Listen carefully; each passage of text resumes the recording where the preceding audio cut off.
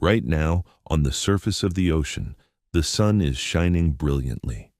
Waves are catching the golden light of the morning, scattering it in millions of blinding reflections that dance across the restless water. Seagulls are diving through the salty air, dolphins are breaking the surface to breathe, and the warm ocean breeze is carrying the scent of life across the coastlines of the continents. This is the ocean we know. This is the ocean of our poetry, our history, our commerce, and our collective imagination. We look out at the blue horizon, and we see a world of endless movement and vibrant, sunlit energy.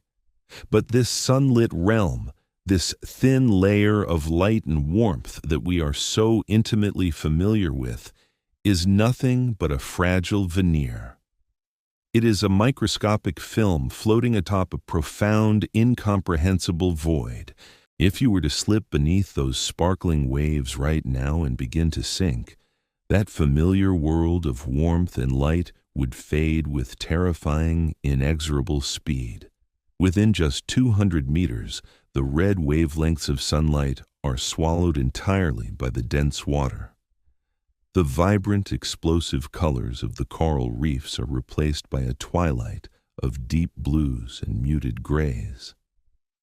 Within 1,000 meters, the very last struggling scattered photons of sunlight fail completely, defeated by the sheer density of the ocean. Before we descend any deeper into this absolute abyss, allow me to introduce myself. I am Frank, the archaeologist, and I am your guide through these buried histories and hidden worlds. I have noticed that 71.9% of the people watching are not subscribed yet. If you find peace in these deep explorations, please consider subscribing. It helps immensely, and it ensures we can continue unraveling the mysteries of the earth together. Now, let us leave the surface behind. Dim the lights in your room if you have not already. Take a deep breath and let the noise of the modern world fade away into the crushing silence. Beyond that 1,000-meter mark, there is only the darkness, a darkness so absolute, so heavy and complete that it has remained unbroken for billions of years. Down here in the bathypelagic zone, the temperature hovers just a few degrees above freezing, a relentless, numbing cold that would sap the life from a human body in a matter of minutes. And the pressure, the physical pressure of the water is the true, undisputed master of this realm. For every 10 meters you descend into the ocean, the weight of the water above you increases by 1 atmosphere. By the time you reach the abyssal plains, roughly 4,000 meters down, the pressure is roughly 400 times greater than at the surface. To put that into a perspective we can begin to comprehend, it is the equivalent of a fully grown African elephant balancing its entire weight on every single square inch of your body. Physics and chemistry tell us quite clearly that in such an extreme environment, the basic building blocks of life should not be able to function. The very proteins that make up living cells should fold incorrectly, collapse under the weight, and shatter. Cell membranes should solidify into a rigid, wax-like state, entirely incapable of the fluid exchanges required to sustain life. Biology, according to everything we understood about the physical world for centuries, should be absolutely impossible down here. This was not merely a casual assumption. It was the established, rigorous scientific consensus of the 19th century. In the 1840s, a highly respected British naturalist named Edward Forbes conducted extensive dredging operations in the Aegean Sea. As he lowered his nets deeper and deeper into the water, he noticed a clear, undeniable pattern. The deeper his nets went, the fewer plants and animals he pulled back up to the surface. By extrapolating his data, Forbes proposed what became known as the azoic hypothesis. He declared, with the full backing of the scientific establishment of his time, that life in the ocean simply ceased to exist below 300 fathoms, or roughly 550 meters. It was a perfectly logical conclusion based on the evidence available. After all, life required sunlight for photosynthesis, life required warmth to fuel metabolism, and life surely could not withstand the mind-boggling pressure of the deep sea. The abyss, they concluded, was a barren, lifeless desert of freezing water and crushing dark, an eternal tomb where nothing could ever survive. For decades, this was the history written in the textbooks, the unshakable reality of the natural world. The deep ocean was dead. That is what happened. That is what we believed. But tonight we are going to explore the beautiful, defiant reality of a world that refused to conform to our expectations. We are going to journey into the absolute darkness and discover how life, through millions of years of agonizingly slow, brilliant adaptation, found a way to not just survive but to thrive where nothing should logically exist.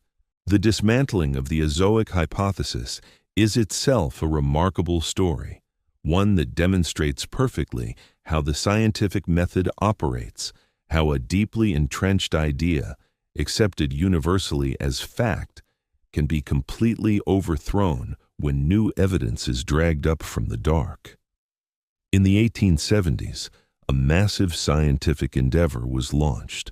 The HMS Challenger, a British Royal Navy Pearl-class corvette, was stripped of its cannons and retrofitted with laboratories, microscopes, and hundreds of miles of strong dredging rope.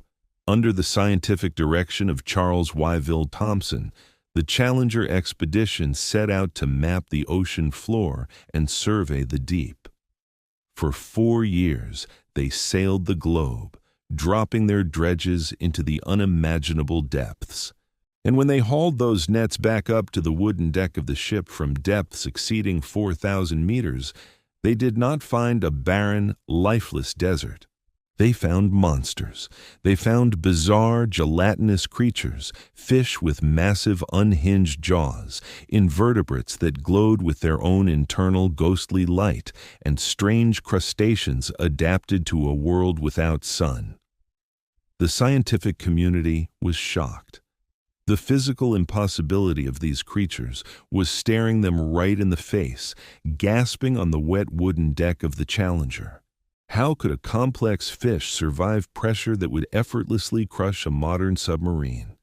How did they find food in a world completely devoid of plant life?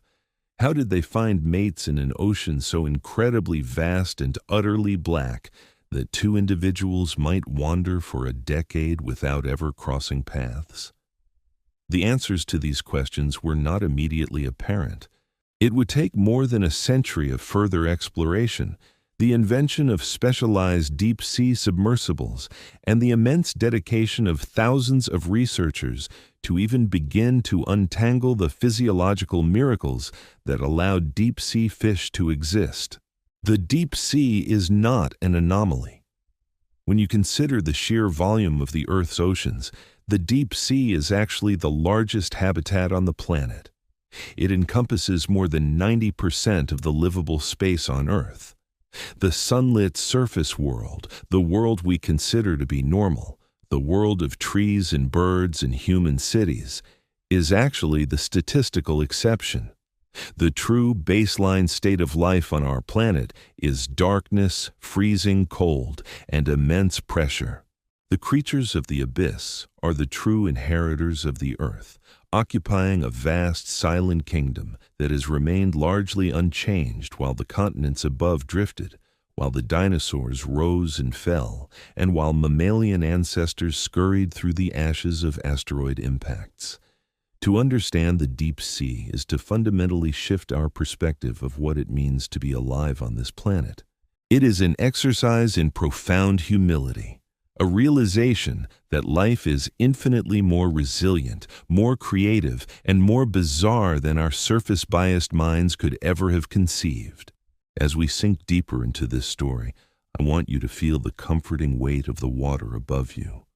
Do not think of the pressure as something crushing or destructive, but rather as something holding you securely in place, a heavy, silent blanket wrapping around the world.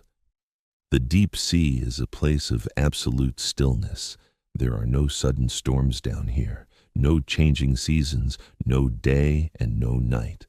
There is only the slow, eternal drift of marine snow falling gently from the surface, a perpetual, silent snowfall of organic material that sustains the creatures of the dark. Listen to your own breathing, slow and steady, mirroring the slow, unhurried metabolism of the life that drifts through the abyssal plains. We are leaving the frantic, sunlit world far behind us now, entering a realm where time moves differently, where survival is a slow, elegant dance in the dark. We are going to explore the specific, incredible biological engineering that makes this possible. We will look at the chemical antifreeze in their veins, the flexible skeletons that refuse to break, and the brilliant bioluminescent languages they use to speak to one another across the void. Welcome to the abyss. The journey has just begun, and there are millions of years of evolutionary history to uncover. We will walk through every step of this impossible reality together, examining the paradox of creatures made of water and fragile tissue conquering an environment that destroys solid steel. It is a testament to the endless contingencies of the universe, a gentle reminder that our own existence is just one highly specific adaptation on a planet filled with infinite, unseen possibilities. Allow your mind to drift down into the calm, quiet depths, where the burdens of the surface cannot reach you, where everything is slow and dark and incredibly peaceful. To comprehend the sheer magnitude of the deep ocean, we must first dismantle our surface-dwelling understanding of physics, specifically the concept of pressure. In our sunlit world, we move through the atmosphere without giving a single thought to the weight of the air resting upon our shoulders. It is a baseline condition of our existence, a mere one atmosphere of pressure. But water is 800 times denser than air. As we slip down the water column, leaving the scattered photons of sunlight behind at the 1,000-meter mark, the physics of survival rewrite themselves.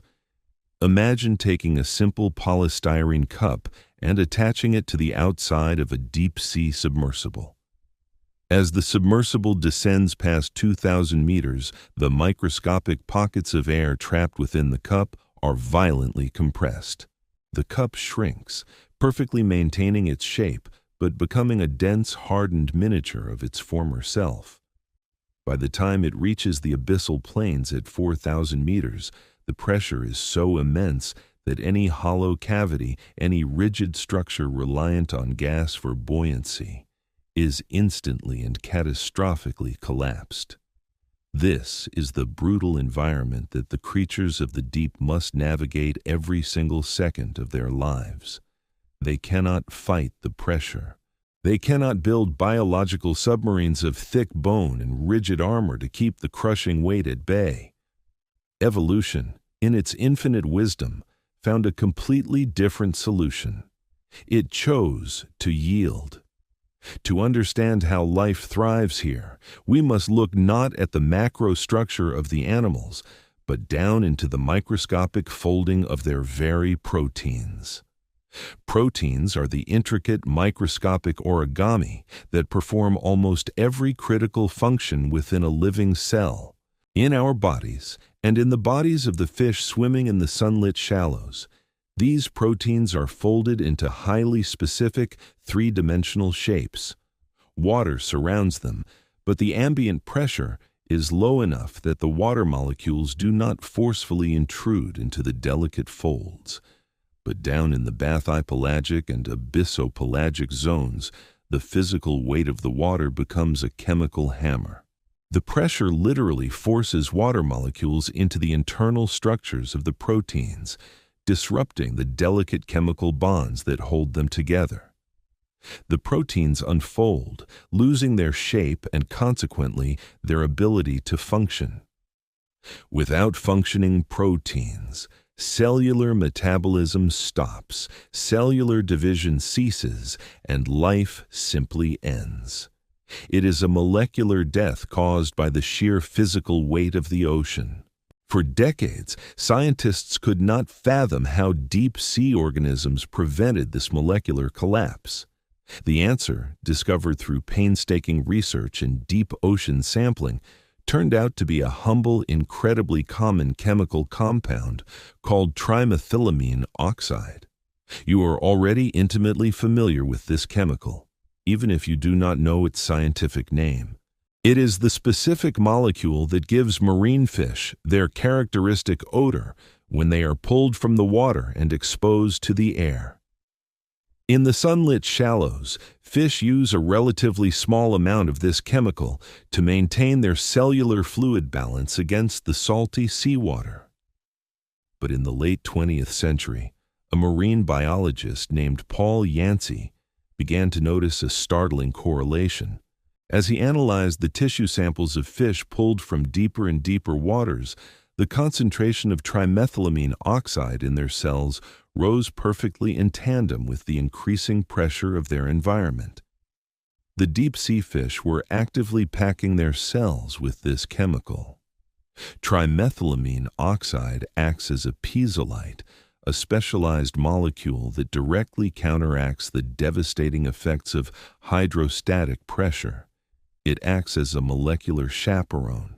It binds intimately with the water molecules inside the cell, essentially tying them up and preventing them from forcing their way into the delicate folds of the vital proteins. The more pressure the ocean exerts, the more of this chemical the fish requires to hold its internal architecture together. It is an elegant chemical truce negotiated with the most hostile environment on Earth. But there is a mathematical limit to this evolutionary strategy. As the pressure continues to mount with increasing depth, a fish must accumulate more and more of this chemical to survive. However, trimethylamine oxide is highly osmotic. If a cell contains too much of it, water will rush into the cell from the surrounding environment to balance the concentration, causing the cell to swell and eventually burst. Researchers calculated the exact depth at which the amount of chemical required to counteract the pressure would become so high that the fish's cells would osmotically explode.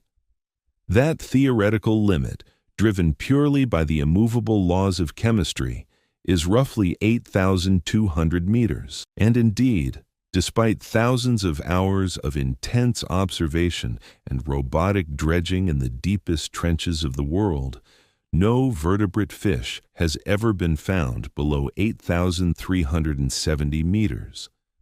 The Mariana snailfish, a pale, gelatinous creature that looks more like a translucent tadpole than a traditional fish, holds the absolute record for the deepest living vertebrate ever discovered.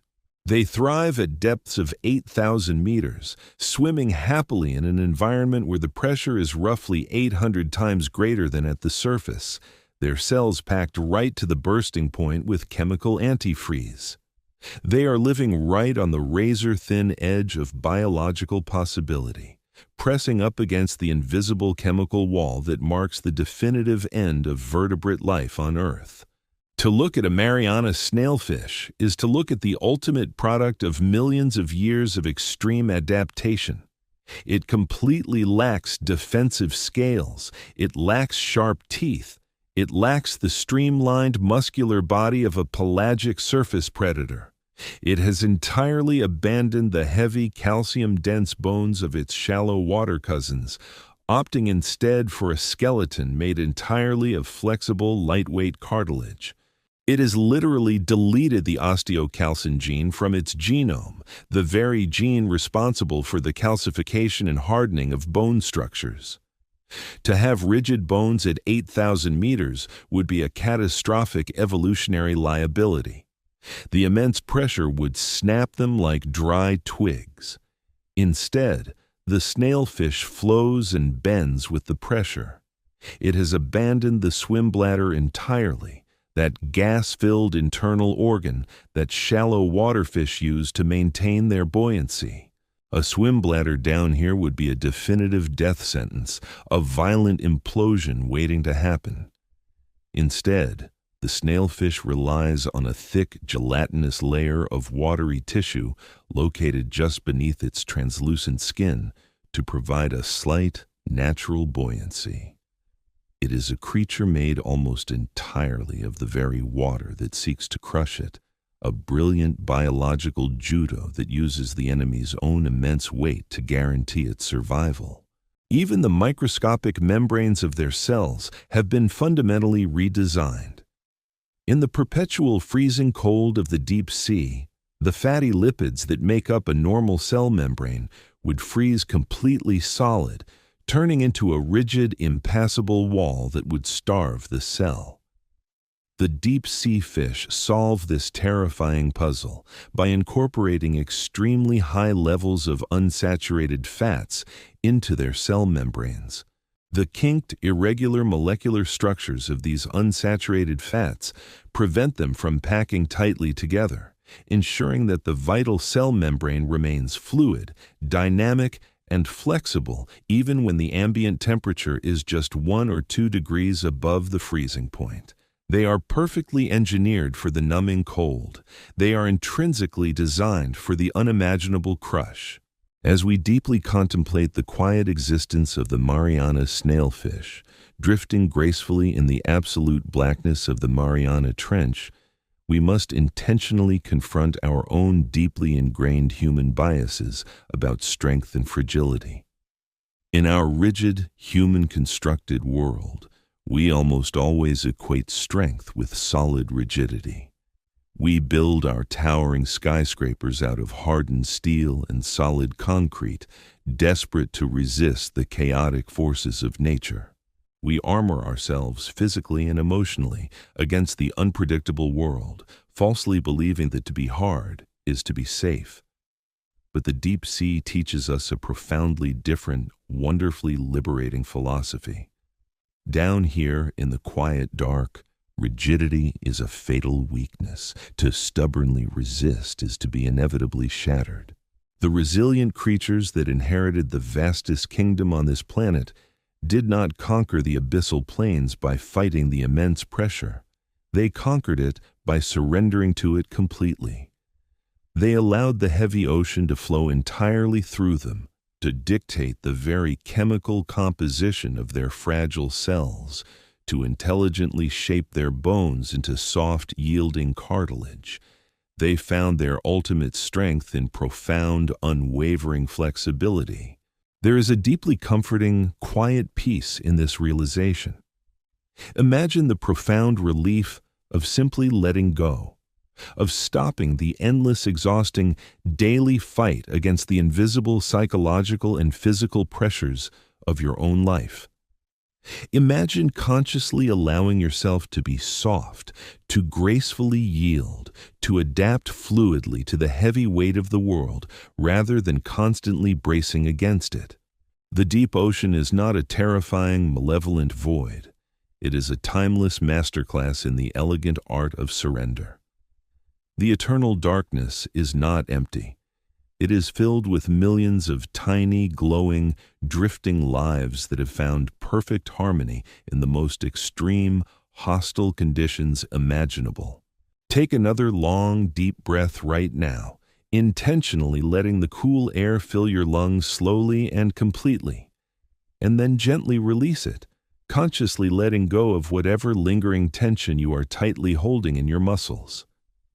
Feel the comforting weight of the deep ocean wrapping securely around you, not crushing you, but holding you safe, holding you precisely together in the dark. You are perfectly adapted to this exact quiet moment. You absolutely do not need a hardened, rigid shell to survive the coming night. Like the countless bioluminescent drifters floating effortlessly in the endless dark miles below the sun, you can easily find your own peace in the quiet, gentle surrender to the forces around you. We've carefully untangled the chemical and structural miracles that flawlessly allow these creatures to exist under the physical weight of the ocean. But survival in the deep sea requires considerably more than just biological antifreeze and flexible cartilage bones.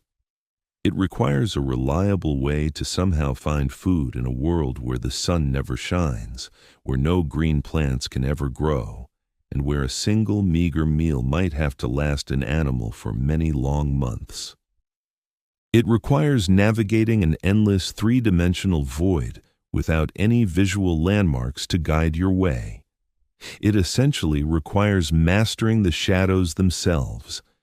In the next part of our slow downward journey, we will explore the bizarre, terrifying, and utterly beautiful strategies that biological evolution has patiently crafted for hunting in the eternal night. We will closely examine unhinged, massive jaws, incredibly elastic stomachs that can expand to 3 times their normal size, and the mesmerizing, deceptive biological lights that twinkle mysteriously in the abyss. Let the heavy, comforting silence of the bathypelagic zone completely wash over you now, a profound silence that has remained entirely unbroken for eons. Close your eyes to the frantic surface world and let the gentle, slow rhythm of the deep guide you further into the dark, further into the history of life that never saw the sun. To understand the brutal economics of the deep ocean, we must fundamentally reconsider the origin of all energy on our planet. On the sunlit surface of the Earth, life is an extravagant, wasteful celebration of solar radiation. Plants absorb the endless golden bombardment of photons, converting that limitless light into rich sugars through the miraculous engine of photosynthesis. Herbivores gorge themselves on this abundant greenery, and predators feast upon the herbivores in a continuous, frantic cycle of energy transfer. The surface is a world of absolute biological privilege, where the foundational fuel of life is delivered completely free of charge every single morning by the rising sun. But when you descend past the 1,000-meter mark, when you finally cross the threshold into the perpetual midnight of the bathypelagic zone, that energetic umbilical cord is definitively severed. Down here in the absolute dark, photosynthesis is nothing but a distant, impossible myth. The primary source of energy for the abyssal plains is a slow, mournful phenomenon known as marine snow. This is a continuous, silent blizzard of organic detritus slowly drifting down from the productive surface waters far above. It is composed of microscopic flakes of dead plankton, decaying plant matter, the discarded exoskeletons of tiny crustaceans, and the fecal matter of pelagic predators. It is a biological graveyard falling endlessly through the water column. For the creatures living in the deep, this falling rain of death is the fragile thread that sustains their existence. But marine snow is incredibly sparse. It can take weeks or even months for a single flake of organic material to slowly descend from the sunlit surface down to the abyssal floor. And by the time it arrives, most of its nutritional value has already been stripped away by desperate bacteria and mid-water scavengers. To survive in the deep sea is to survive in the most expansive, unforgiving nutritional desert in the known universe. It is a realm defined not by abundance, but by agonizing, perpetual scarcity. Because meals are so unbelievably rare in the silent void, the animals that live here have had to fundamentally redesign their physical anatomy to ensure that when a rare opportunity finally presents itself, it is absolutely never lost. In our world, predators are generally built for sustained pursuit, utilizing high metabolisms and powerful muscles to chase down their fleeing prey. But in the deep ocean, utilizing energy to chase anything is a mathematical death sentence. The energy expended in a prolonged pursuit would quickly exceed the caloric reward of the meal itself. Therefore, the deep sea is not a world of runners, it is a world of silent floating traps. To perfectly understand this, we must look at the terrifying and magnificent anatomy of the black swallower, scientifically known as Chiasmodon niger. This small, unassuming fish, typically measuring no more than 25 centimeters in length, possesses a hunting strategy born of pure, biological desperation. The black swallower lacks the powerful muscular tail required to chase down fast-moving prey. Instead, it waits quietly in the freezing dark. When a meal finally blunders into its immediate vicinity, the black swallower does not bite. It engulfs. The skull of this fish is a marvel of extreme evolutionary engineering. Its jaw is completely double-hinged, unattached from the rigid structure of the cranium in a way that allows it to open its mouth to an impossibly wide angle, creating a gaping cavern that defies its small physical size.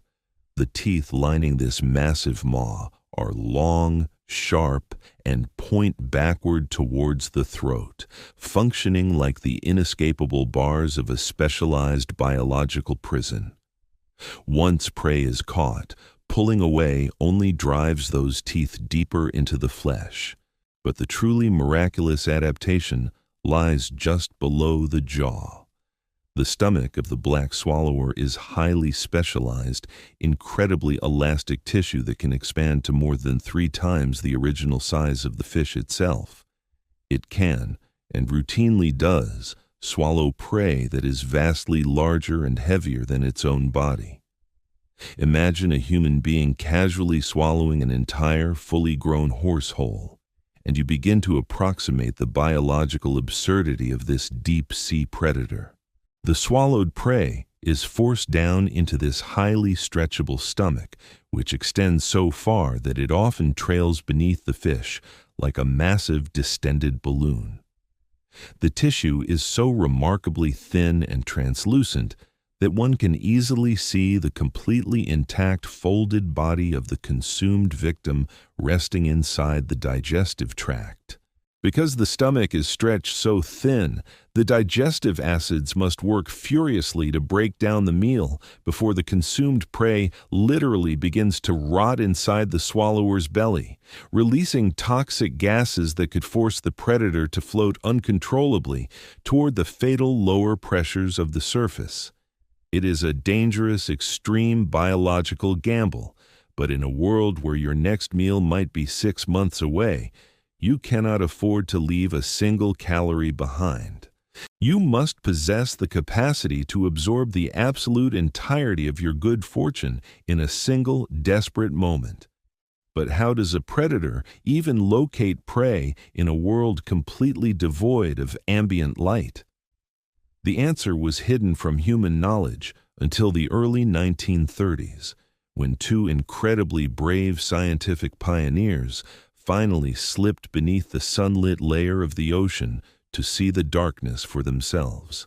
In 1934, an eccentric American naturalist named William Beebe, accompanied by the brilliant engineer Otis Barton, sealed themselves inside a small, heavy steel sphere known as the bathysphere. Dangling precariously on a single braided steel cable, they were slowly lowered off the coast of Bermuda into the completely unknown abyss. As they descended past the 2,000-foot mark, passing beyond the absolute limit of solar light penetration, Beebe pressed his face against the 3-inch thick quartz window, expecting to see nothing but an impenetrable, lifeless black void. Instead, he saw a galaxy. As his eyes slowly adjusted to the crushing dark, he realized that the deep ocean was not pitch black at all.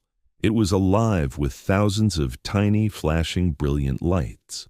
He saw pale blue explosions, steady emerald green glows, and rapid pulsing flashes of biological electricity darting through the freezing water.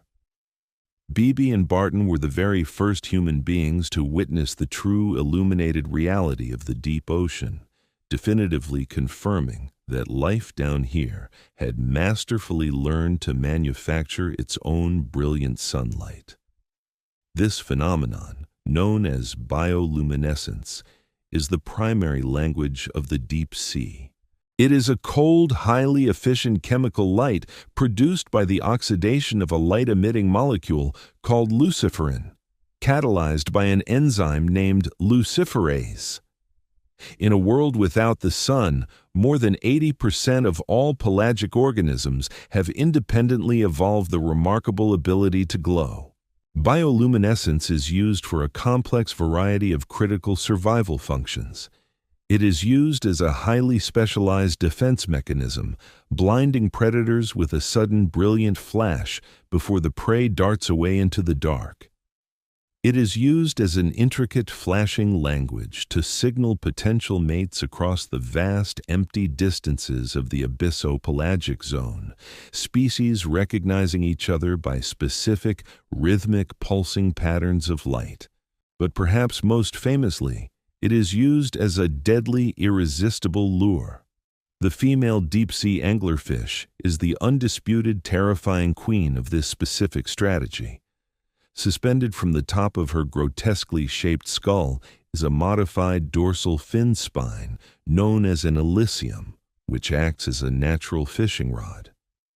At the very end of this flexible rod is a fleshy glowing bulb called the esca.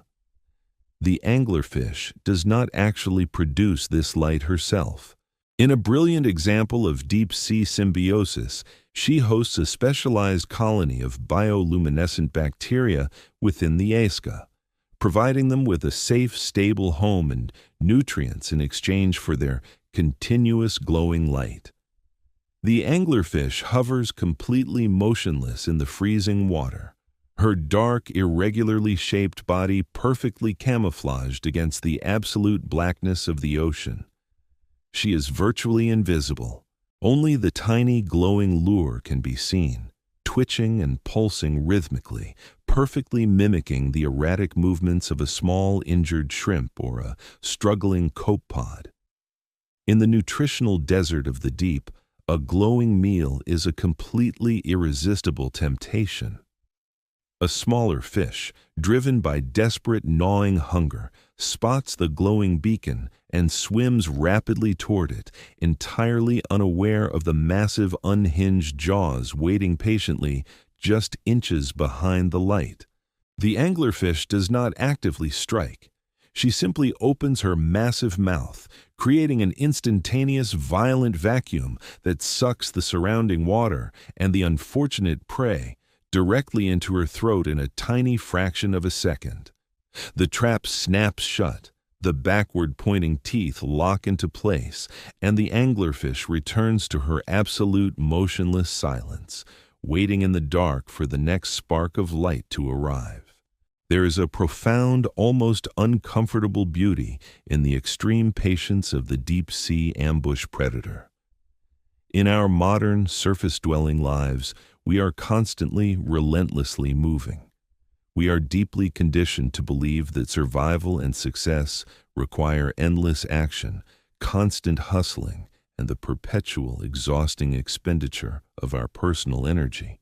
We fill our days with frantic movement, terrified that if we stop, if we simply stand still, we will fall behind and perish in the competitive ecosystem of human society. We view waiting as a waste of time, as a painful, agonizing delay between the moments of acquisition. But the deep ocean completely inverted this philosophy millions of years ago. Down here, endless action is the quickest path to starvation and death. The anglerfish does not panic. She does not swim frantically through the vast empty void searching desperately for a meal that might not exist. She possesses the supreme, unshakable confidence of absolute stillness. She simply finds a quiet space in the freezing dark, lights her tiny solitary beacon, and patiently waits for the universe to slowly come to her. Her entire biological existence is optimized for the profound conservation of energy. Her heart beats incredibly slowly. Her metabolism is reduced to an absolute bare minimum. She requires almost nothing to merely exist in the void. She has mastered the incredibly difficult art of doing absolutely nothing. As you lie there, listening to the slow, steady rhythm of my voice, I want you to actively invite that same deep-sea stillness into your own physical body. Notice how much unnecessary energy you are unconsciously expending right now. Notice the slight, lingering tension in your jaw, the tightness in your shoulders, the shallow, rapid pace of your breathing. You are holding yourself together as if you need to be constantly ready to spring into frantic action.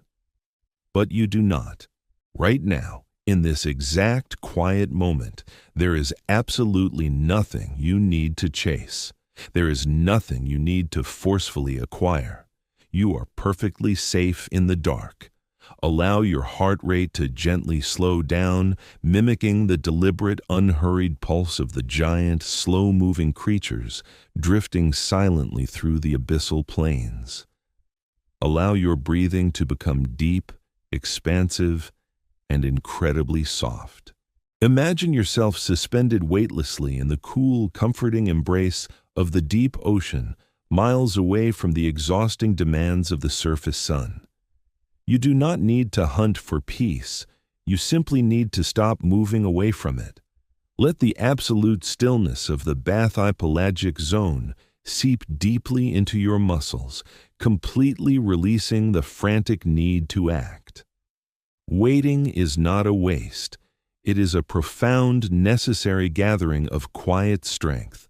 You can simply exist here, glowing gently with your own internal quiet light, perfectly content to float in the vast, peaceful dark. In the next stage of our slow, mesmerizing descent, we will plunge even deeper, past the abyssal plains and down into the deepest, most mysterious scars on the face of our planet, the Hadal Zone trenches. We will completely abandon the familiar rules of biology as we explore the alien, scalding environments of hydrothermal vents, where life draws its energy not from the distant, forgotten sun above, but from the fiery, radioactive heat of the Earth's own beating heart below. The darkness is only going to get deeper, and the silence is only going to become more profound. Let your mind drift lower now, sinking heavily and comfortably into the absolute quiet, completely trusting the slow, downward pull of the deep. We have drifted over the vast, undulating expanse of the abyssal plains, a muddy, seemingly infinite desert lying under 4,000 meters of freezing water. For most of human history, we truly believed that this heavy, silent floor was the ultimate, definitive bottom of our world. We believed that the ocean simply ended here, resting peacefully upon the curved, hardened crust of the Earth. But the crust of our planet is not a single, solid, unbroken shell. It is a cracked, restless mosaic of massive tectonic plates, constantly grinding, shifting, and violently colliding in geological slow motion over millions of years. Where these colossal continental and oceanic plates violently meet, and one is inexorably forced deep beneath the other, the ocean floor does not simply end.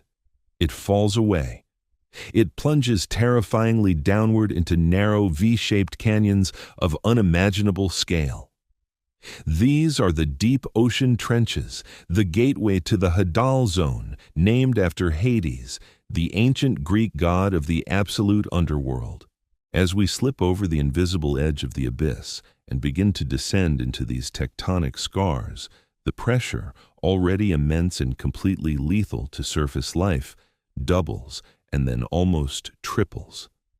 We are dropping down to 6,000, 8,000, and finally, in the deepest, most remote trenches, nearly 11,000 meters below the sparkling sunlit waves. The water down here in the Hadal Zone is no longer just heavy. It feels almost solid, a hyper-compressed fluid pressing inward with a crushing force of more than 1,000 times the normal atmospheric pressure of our surface world. Before we bravely plunge our minds completely into this ultimate crushing darkness, I must briefly break the silence. I am Frank, the archaeologist, and as we journey together through these hidden alien realms, I have gently noticed that 71.9% of the people watching have not subscribed yet. If you are finding a deep, resonant peace in the profound darkness of these explorations, please consider subscribing. It helps this channel immensely, and it guarantees that we can continue to patiently unravel the most magnificent hidden mysteries of the Earth together. Now, let us release our grip on everything we know and allow ourselves to sink into the absolute tectonic depths. For a very long time, scientists rationally assumed that the Hadal Zone was the true ultimate dead zone.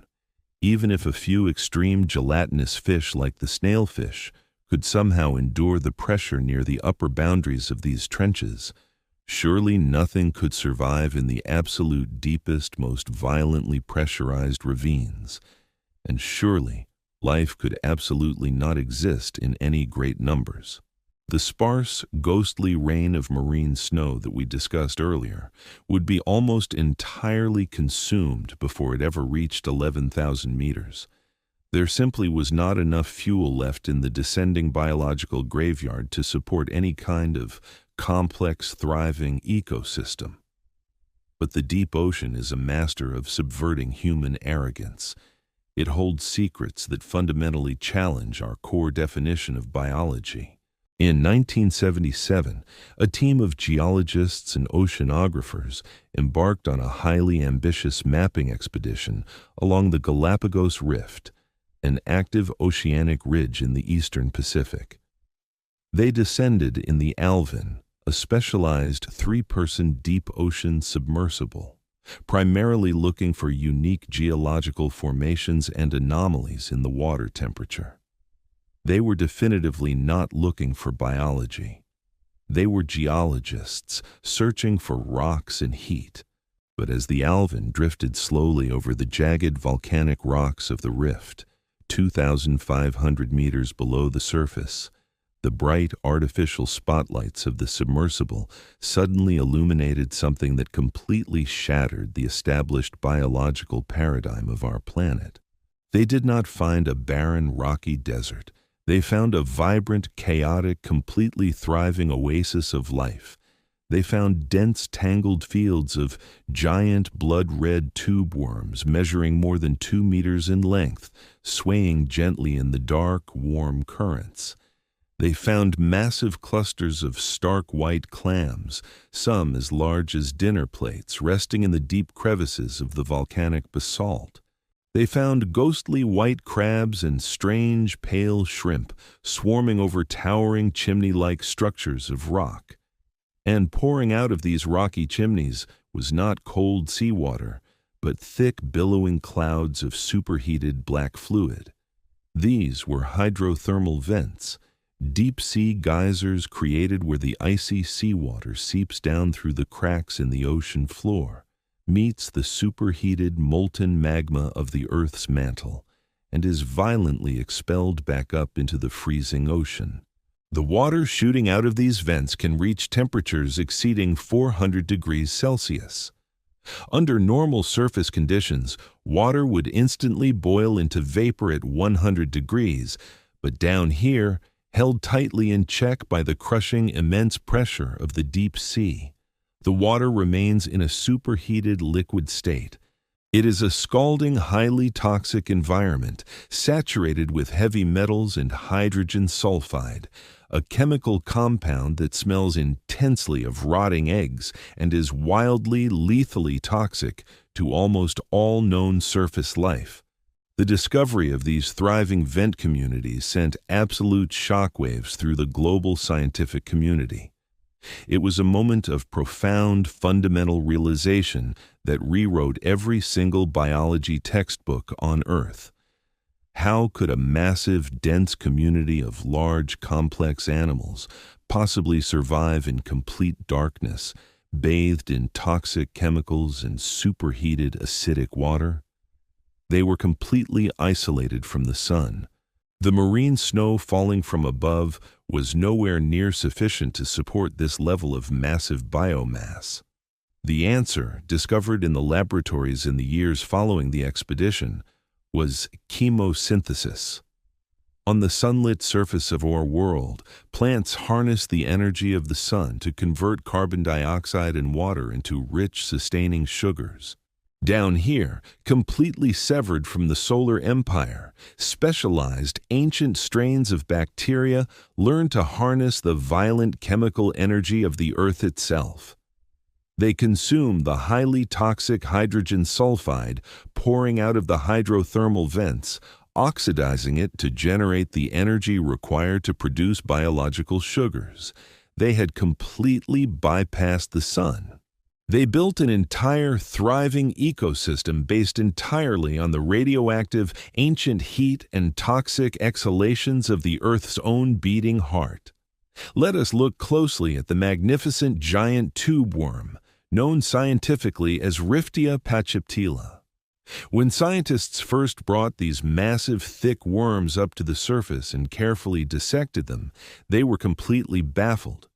The worms had no mouth. They had no teeth. They had absolutely no stomach, no digestive tract, and no way to consume or process food. They were seemingly biologically impossible. How does an animal grow to be 2 meters long without eating? The brilliant answer lies in a highly specialized internal organ called the trophosome. The tube worm has completely outsourced its survival.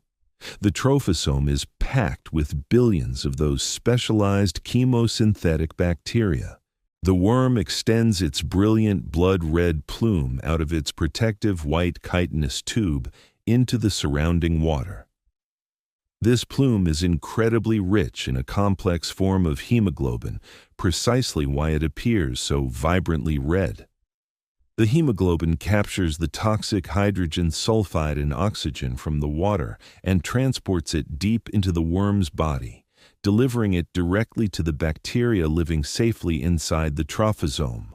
The bacteria, completely protected from the harsh outside environment, consume the toxic chemicals, perform their miraculous chemosynthesis, and quietly leak pure, rich sugars directly into the worm's tissues. It is an intricate, perfect symbiosis. The worm provides the shelter and gathers the raw, toxic materials. The bacteria provide the limitless energy. They do not fight the darkness. They do not mourn the complete absence of the sun. They simply look inward, drawing their vibrant life from the deep hidden warmth of the planet. This incredible discovery fundamentally challenges the most deeply rooted, unexamined assumptions of human existence.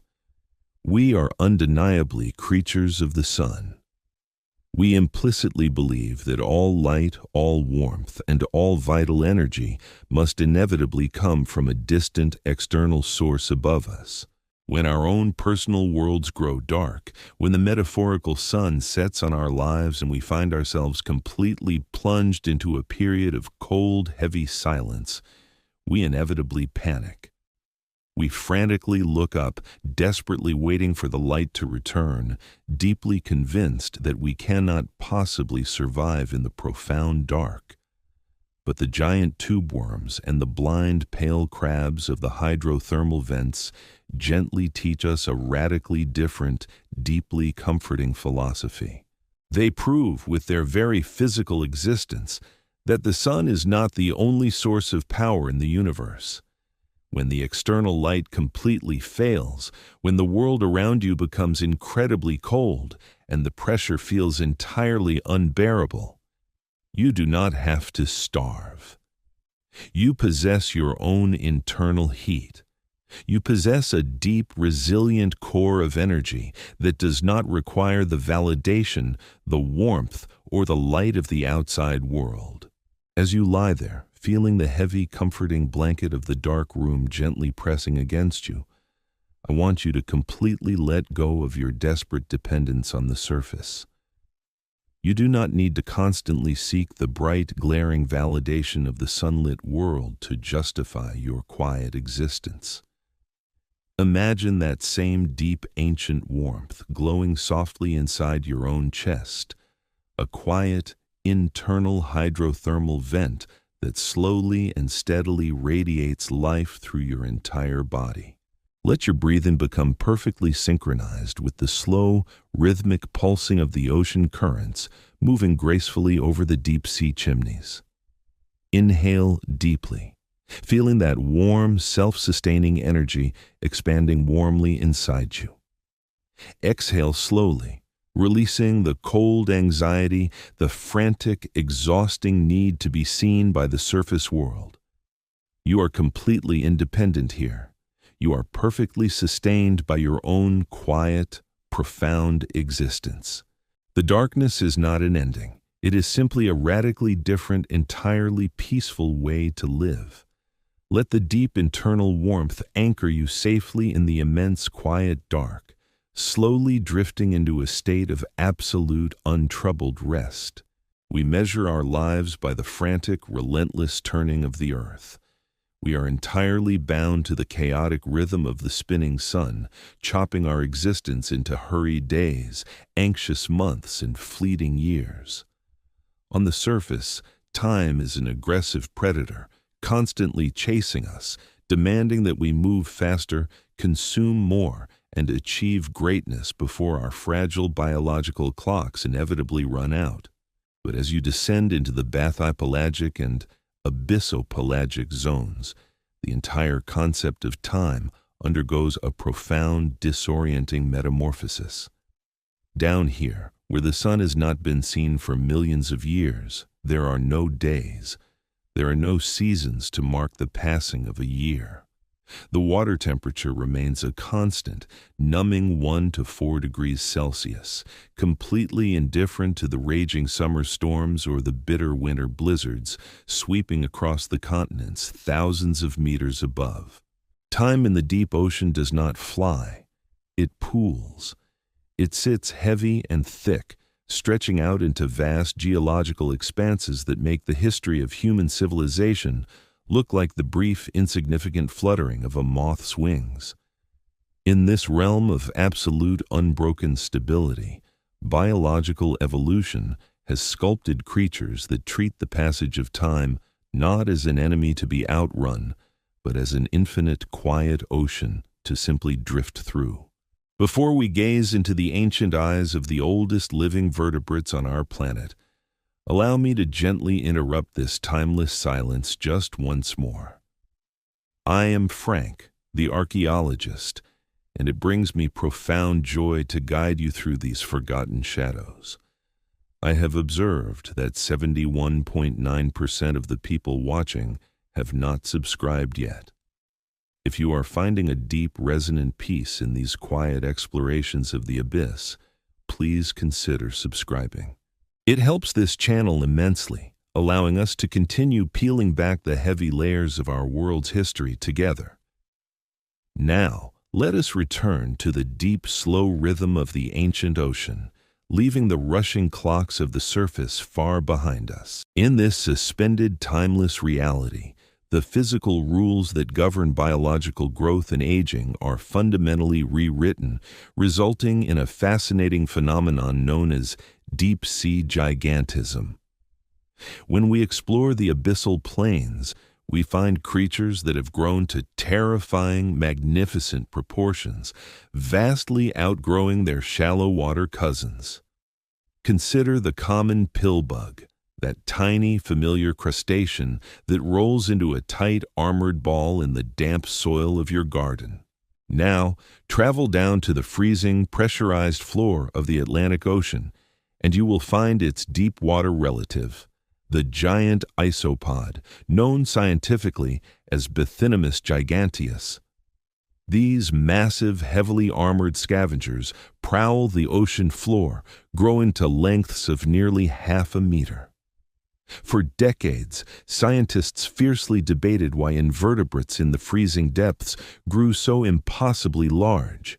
The answer lies in the beautiful mathematics of metabolic efficiency and the freezing temperatures of the abyss.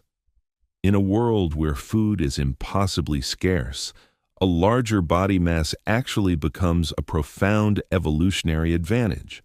A larger animal has a lower surface area to volume ratio, which means it retains its precious internal heat and energy much more efficiently. Furthermore, the freezing water radically slows down their cellular metabolism. Because their cells operate at a vastly reduced glacial pace, they grow incredibly slowly, but they continue to grow for a much longer period of time. The giant isopod does not waste energy darting around in frantic motion. It conserves every calorie, slowly walking across the abyssal mud on its articulated legs. When a giant isopod finally locates a meal, it gorges itself until its rigid overlapping plates stretch apart. Because their metabolism is incredibly slow and the temperature is hovering just above freezing, a giant isopod can survive for absolutely astonishing periods without consuming another bite of food. In controlled laboratory observations, giant isopods have survived for more than 5 entire years without eating anything at all. 5 years of absolute biological suspension, waiting in the dark, their internal engines barely ticking over. But even the slow, quiet endurance of the giant isopod pales in comparison to the true masters of deep-sea longevity. If you travel further north, plunging into the freezing waters of the Arctic oceans, descending hundreds of meters into the crushing dark, you might encounter a massive shadow moving silently through the black water. This is the Greenland shark. It is a massive apex predator, growing to lengths of over 7 meters. But it is definitively not a fierce, fast-hunting killer like the great white shark of the sunlit surface. The Greenland shark is arguably the slowest swimming fish of its massive size in the world, cruising through the deep at an incredibly leisurely pace of roughly 1 kilometer per hour. Its heart beats only once every 10 seconds. Because its biological engine runs so unbelievably slowly in the freezing depths, the Greenland shark ages at a pace that defies basic human comprehension. In the early 21st century, scientists used highly advanced radiocarbon dating techniques to analyze the unique proteins inside the eye lenses of several Greenland sharks. The results were completely staggering. The scientists determined that the Greenland shark does not even reach sexual maturity until it is roughly 150 years old. A creature swimming silently in our oceans right now spent its first century and a half simply growing up in the quiet dark. The oldest individual tested in that groundbreaking study was estimated to be roughly 400 years old. This incredible fact means there are Greenland sharks navigating the freezing trenches today that were born entirely before the start of the Industrial Revolution.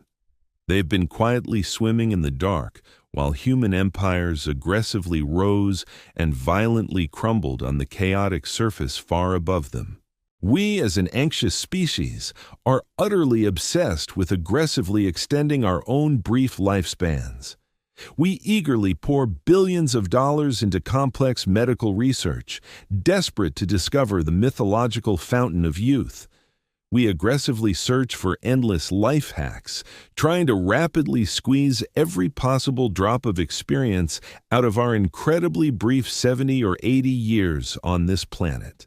We burn our finite energy like a raging bonfire, terrified of missing out, deeply terrified of being forgotten, and absolutely terrified of the impending dark. But the ancient Greenland shark and the giant isopod gently whisper a very different, deeply humbling secret from the abyss. They silently teach us that extreme biological longevity is not achieved by running faster. It is gracefully achieved by running slower. They endure forever because they do not fight the immense pressure of their environment. They seamlessly adapt to it. They survive for centuries because they do not frantically burn their precious energy in a chaotic panic. They meticulously conserve it. They have completely removed themselves from the exhausting competitive race of the sunlit surface, retreating down into the peaceful depths where time completely loses its sharp edge. As we gently contemplate the incredibly slow life of the ancient Greenland shark, I want you to intentionally release your own tight grip on the fleeting passage of time. So much of our daily stress comes from the heavy illusion that we simply do not have enough time. We are constantly rushing toward imaginary finish lines, worrying about the difficult tasks of tomorrow and the ticking clock of our own mortality. But right now, exactly in the quiet safety of this dark room, time does not matter at all. You do not need to rush. You do not need to achieve anything. Imagine your own heartbeat slowly beginning to perfectly synchronize with the incredibly slow, steady pulse of the ancient Greenland shark drifting elegantly through the icy water. With every single, slow beat, you are sinking significantly deeper into a state of absolute peace. The frantic surface world, with all of its urgent deadlines, is thousands of meters above you now, completely muffled by the comforting weight of the black water. Down here, there is absolutely only the gentle, unhurried present moment. You have all the precious time in the world. Allow your tired muscles to become completely soft and heavy, surrendering entirely to the deep gravity of the ocean floor. Let your busy mind become as perfectly still as the abyssal plains, a vast landscape where nothing demands your attention. You are perfectly safe in this slow, ancient rhythm. Allow the eternal silence to gently wash away every trace of surface anxiety. You are slowly, peacefully drifting into the quiet void, perfectly engineered for the beautiful, endless rest.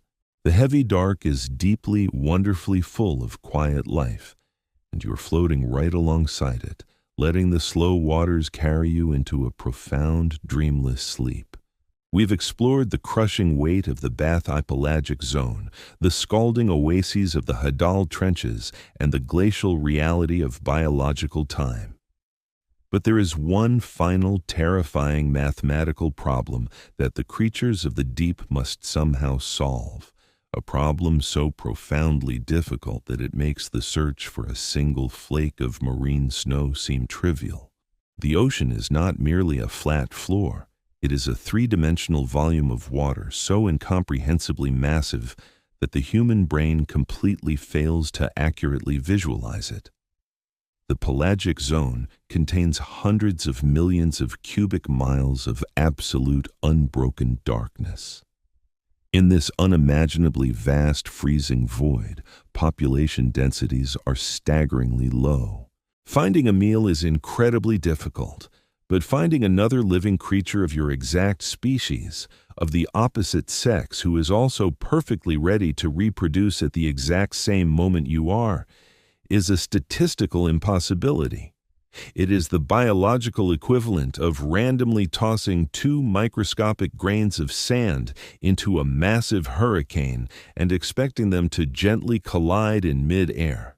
For life to persist down here, biological evolution had to engineer a solution to absolute, terrifying isolation.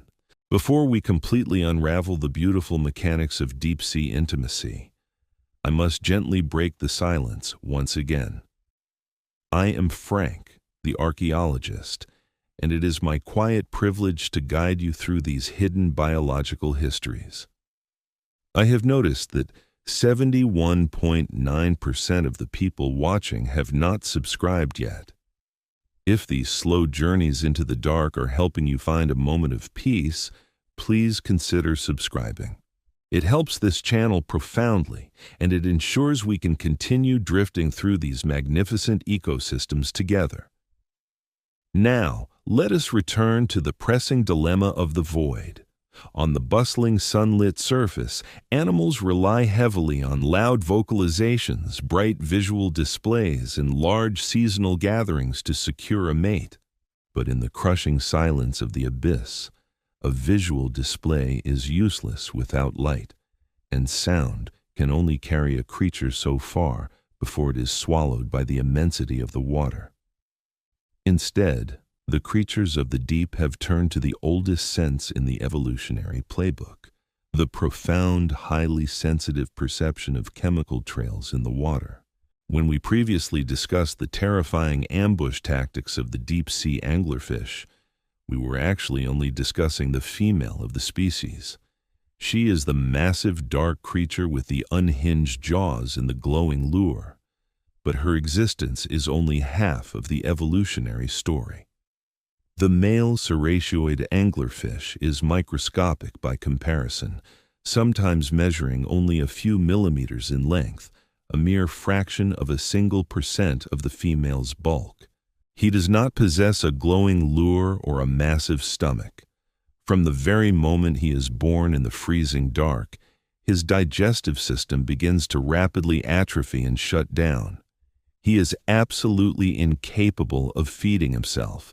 He is essentially nothing more than a highly advanced swimming pair of massive nostrils and incredibly large eyes, propelled by a desperate, rapidly depleting reserve of energy. His entire fleeting existence is optimized for one single impossible task. He must navigate the infinite volume of the ocean, following the faintest chemical traces of female pheromones dissolving in the freezing water, and he must find her before he completely starves to death. His journey is a frantic, silent race against the ticking clock of his own metabolism. He swims continuously through the dark, tasting the cold water, desperate to catch a single molecule of her scent. When, against all mathematical odds, he finally locates the massive silhouette of a female of his exact species, he does not perform a courtship dance. He does not hesitate. He swims frantically toward her dark flank and aggressively bites into her skin. And then, something truly miraculous and completely terrifying occurs.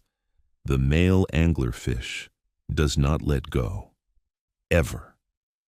The flesh of his lips and jaw begins to literally dissolve and fuse with the flesh of the female. Their blood vessels intertwine and permanently connect, linking their circulatory systems into a single unified loop. He begins to draw all of his required nutrients directly from her blood. Over the coming weeks, the male's body undergoes a radical, terrifying deconstruction. Because he no longer needs to see, his large eyes slowly dissolve. Because he no longer needs to swim, his fins wither away. His internal organs slowly break down and are reabsorbed until he is reduced to nothing more than a pair of highly efficient gonads permanently attached to the female's body. He ceases to exist as an independent biological entity, becoming a permanent appendage to ensure that whenever she is ready to release her eggs, he will be perfectly positioned to fertilize them. To our modern, heavily conditioned human sensibilities, this parasitic reproductive strategy sounds like an absolute nightmare. We place the highest possible value on our individual autonomy, our distinct personal boundaries, and the preservation of the self. We construct massive, impenetrable walls around our emotional and physical identities, terrified of losing ourselves in the demanding presence of another person.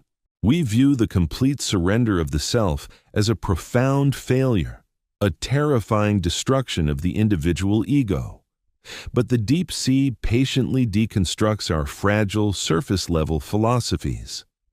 Down here, in the absolute isolating void, insisting on maintaining a completely independent, separate self is an evolutionary dead end. Absolute independence in the abyss only leads to starvation and the definitive extinction of the lineage. The anglerfish teaches us that there is a profound, necessary beauty in the absolute surrender of the boundary between the self and the other. The male does not die when he fuses with the female. He simply stops being small. He abandons the exhausting struggle of his tiny individual existence and seamlessly becomes a vital, eternal part of something vastly larger, stronger, and more resilient than himself. The rigid line separating you from me completely dissolves, leaving only a unified, successfully functioning whole. Think deeply about the incredible amount of energy you spend every single day desperately trying to maintain the rigid boundaries of your own identity. You are constantly defining yourself, defending your opinions, protecting your personal space, and anxiously trying to stand out as a unique, completely independent individual. It is profoundly exhausting work, constantly holding up the heavy architecture of the ego against the crushing weight of the world. But what if, just for tonight, you allowed those rigid boundaries to gently soften? What if you realized that this intense fixation on complete isolated separation is simply a cognitive illusion, a temporary biological strategy that does not apply when the lights go out? Like the tiny, desperate male drifting through the infinite black water, you do not have to endure the vast, isolating dark entirely on your own. You do not have to fight the crushing silence as an isolated, solitary point of fragile light. There is an immense, profound relief in simply letting go of the heavy burden of being an individual, in allowing the hard edges of your personality to slowly dissolve into the quiet, comforting fabric of the night. You are not losing yourself. You are simply returning to the vast, connected whole from which you originally emerged. As you lie here, listening to the slow, steady current of the deep ocean drifting past you, I want you to intentionally feel the physical boundaries of your own body beginning to fade. Notice the exact points where your skin meets the heavy blankets, and imagine that solid line of separation slowly blurring, becoming soft and indistinct. You are no longer a distinct, isolated body fighting against the darkness of the room. You are slowly merging with the quiet shadows, becoming a seamless, peaceful part of the silent night. Let your breathing become perfectly synchronized with the slow, ancient pulsing of the ocean, drawing the dark, comforting water in and releasing all of your tense, nervous resistance out. The deep sea does not require you to be a strong, independent individual to survive. It only requires you to yield, to connect, and to let go. Allow the heavy, soothing silence to completely absorb your busy, frantic thoughts. Feel the enormous, comforting weight of the bathypelagic zone pressing gently against you, holding you completely safe, holding you perfectly still. You are dissolving gracefully into the beautiful, ancient dark, entirely free from the exhausting demands of the surface, drifting peacefully down into a long, quiet, dreamless sleep. Human beings are profoundly, hopelessly addicted to the visual world. Our brains dedicate an enormous, disproportionate amount of processing power to interpreting the complex patterns of light that fall upon our retinas. We use vision to navigate, to communicate, to assess danger, and to understand our fundamental place in the universe. We confidently equate seeing with knowing. To say, "I see," is to literally say, "I understand." Because of this deep evolutionary reliance on light, the sudden absence of vision induces an immediate visceral panic within us.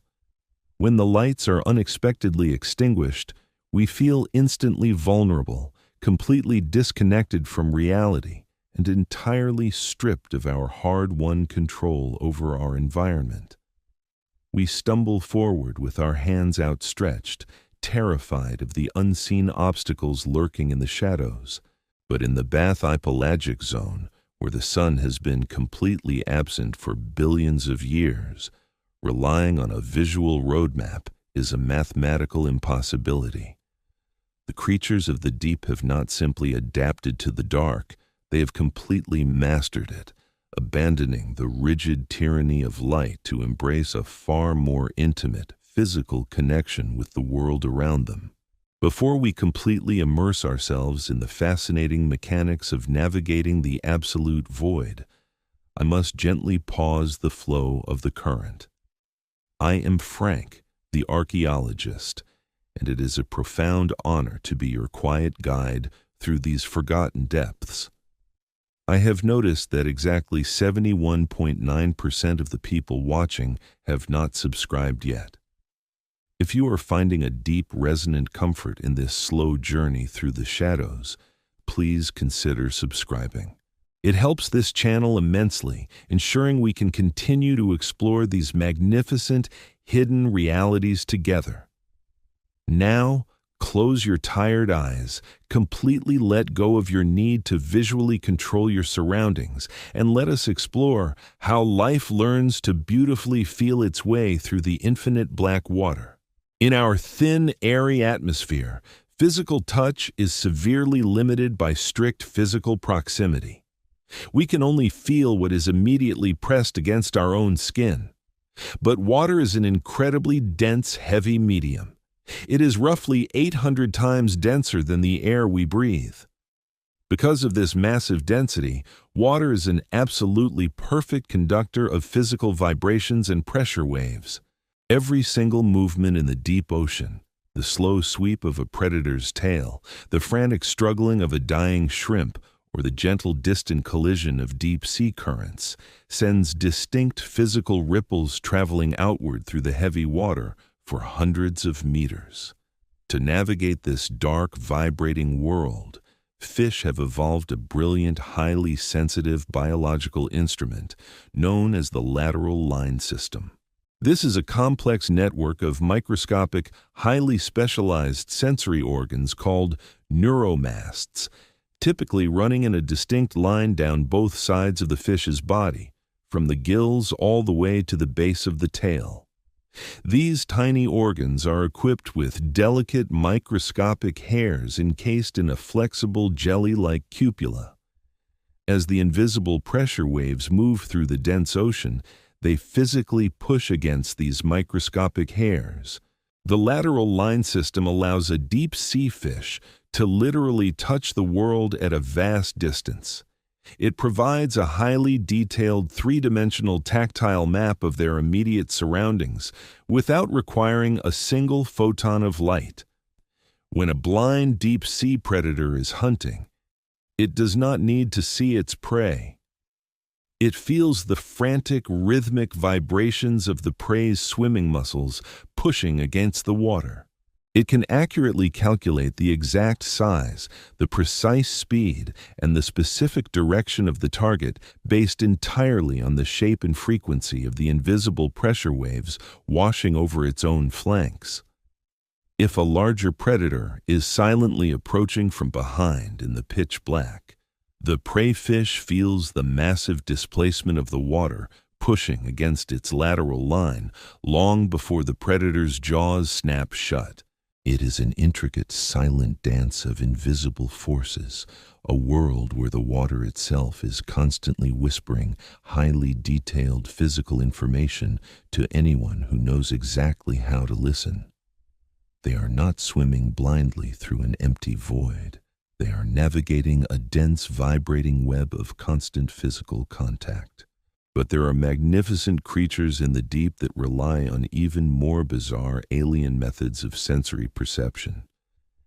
If we drift slowly down toward the oxygen minimum zone, roughly 1,000 meters below the surface, we might encounter a creature straight out of a Gothic nightmare, the vampire squid, known scientifically as Vampiroteuthis infernalis, which literally translates to the vampire squid from hell. Despite its terrifying cinematic name, the vampire squid is not a fierce, blood-sucking predator.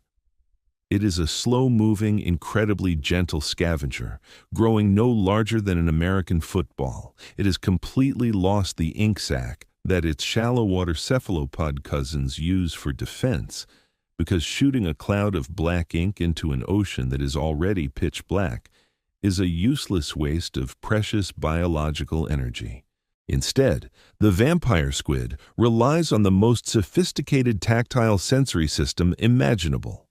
While it does possess relatively massive eyes, it primarily navigates and feeds using two incredibly long, pale, thread-like sensory filaments that it extends far out into the freezing water. These filaments can stretch to more than 8 times the entire length of its own body. As the vampire squid hovers completely motionless in the dark, these incredibly sensitive, sticky threads act as an expansive biological net, gently feeling the water for the slow, silent descent of marine snow. When the sensitive filaments detect the incredibly faint, delicate touch of a falling cluster of dead organic matter, the squid slowly reels the filament back in, carefully wiping the gathered detritus off with its arms and passing it down into its beak. It survives entirely by feeling the soft, silent rain of death falling endlessly from the surface world above. When the vampire squid is suddenly threatened by a larger predator moving through the dark, it performs an act of biological defense so deeply strange and beautifully terrifying that it completely defies our understanding of anatomy. The squid does not attempt to swim away, as a rapid escape would burn too much precious oxygen in this depleted zone. Instead, it pulls its 8 webbed arms completely backward over its own mantle, essentially turning its entire body inside out. This remarkable defensive posture, known as the pineapple posture, completely hides its vulnerable head and large eyes, exposing a dark, fleshy web lined with sharp-looking, though completely harmless, fleshy spines called cirri. If the predator persists, the vampire squid unleashes its ultimate brilliant defense. It ejects a thick, glowing cloud of bioluminescent mucus from the tips of its arms, a chaotic, swirling galaxy of bright blue light that completely dazzles and confuses the attacking predator, allowing the vampire squid to simply vanish backward into the comforting shadows, escaping through a masterful manipulation of the darkness itself. The profound reliance on physical sensation and vibration in the deep sea completely dismantles our obsessive human need for clear, long-term vision. In our daily lives on the surface, we are constantly, anxiously demanding to clearly see the future. We want a perfectly illuminated 5-year plan. We want to visually guarantee our own security by plotting every single rigid step on a brilliantly lit map of our lives. When the unpredictable, chaotic nature of reality suddenly extinguishes the lights, when a sudden crisis plunges us into a period of deep, terrifying uncertainty where we absolutely cannot see what happens next, we experience a paralyzing, existential panic. We mistakenly believe that if we cannot see the path stretching out for miles ahead of us, we must be completely lost. We stand frozen in the dark, terrified to take a single step, desperately waiting for the sun to artificially return and show us exactly where to go. But the ancient quiet masters of the bathypelagic zone teach us an incredibly liberating, peaceful alternative. They remind us that you absolutely do not need to see the entire vast ocean to swim successfully through it. You do not need a brilliantly illuminated map of the distant future to know exactly how to exist in the present moment. You simply need to feel the immediate water right in front of you. You simply need to trust your innate ability to accurately sense the subtle, invisible vibrations of your immediate surroundings and respond quietly and appropriately to the gentle pressures of the present second. The vampire squid does not anxiously scan the impenetrable blackness miles above its head, desperately worrying about the massive unseen predators that might be slowly descending. It simply floats peacefully in the dark, extending its sensitive filaments, and trusts entirely in its ability to feel the soft, sustaining marine snow when it finally, inevitably arrives. It survives through profound, radical presence. As you lie completely still in your dark room tonight, I want you to actively practice this beautiful deep-sea philosophy of quiet sensation. Right now, your eyes are gently closed. You are temporarily, willingly blind to the frantic visual demands of your chaotic life. The bright, glaring screens have finally been turned off. The complex, worrying visions of tomorrow have been carefully put away, and you are left entirely alone with the immediate physical sensations of your own quiet body. Do not panic in this self-imposed darkness.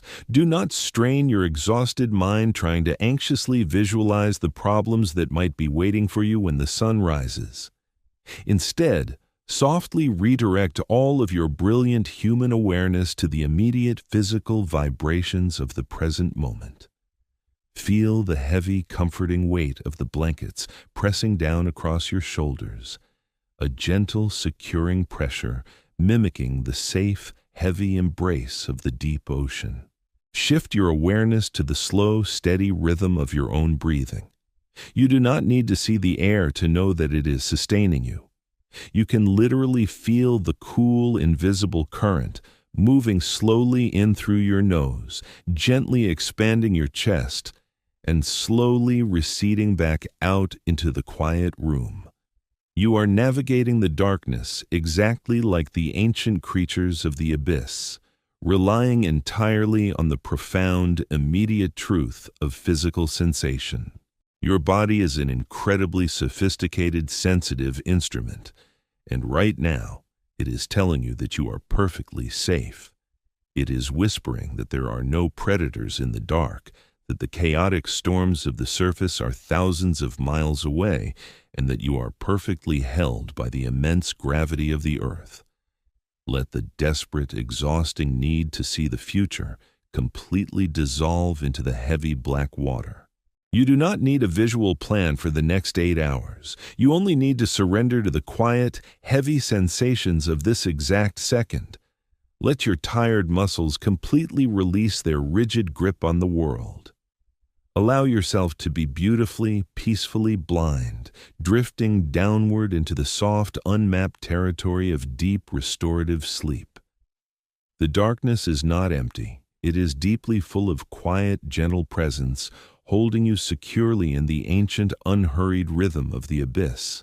Up on the shimmering, sunlit surface of our world, the grandest biological dramas unfold in the massive breathing forms of the great leviathans.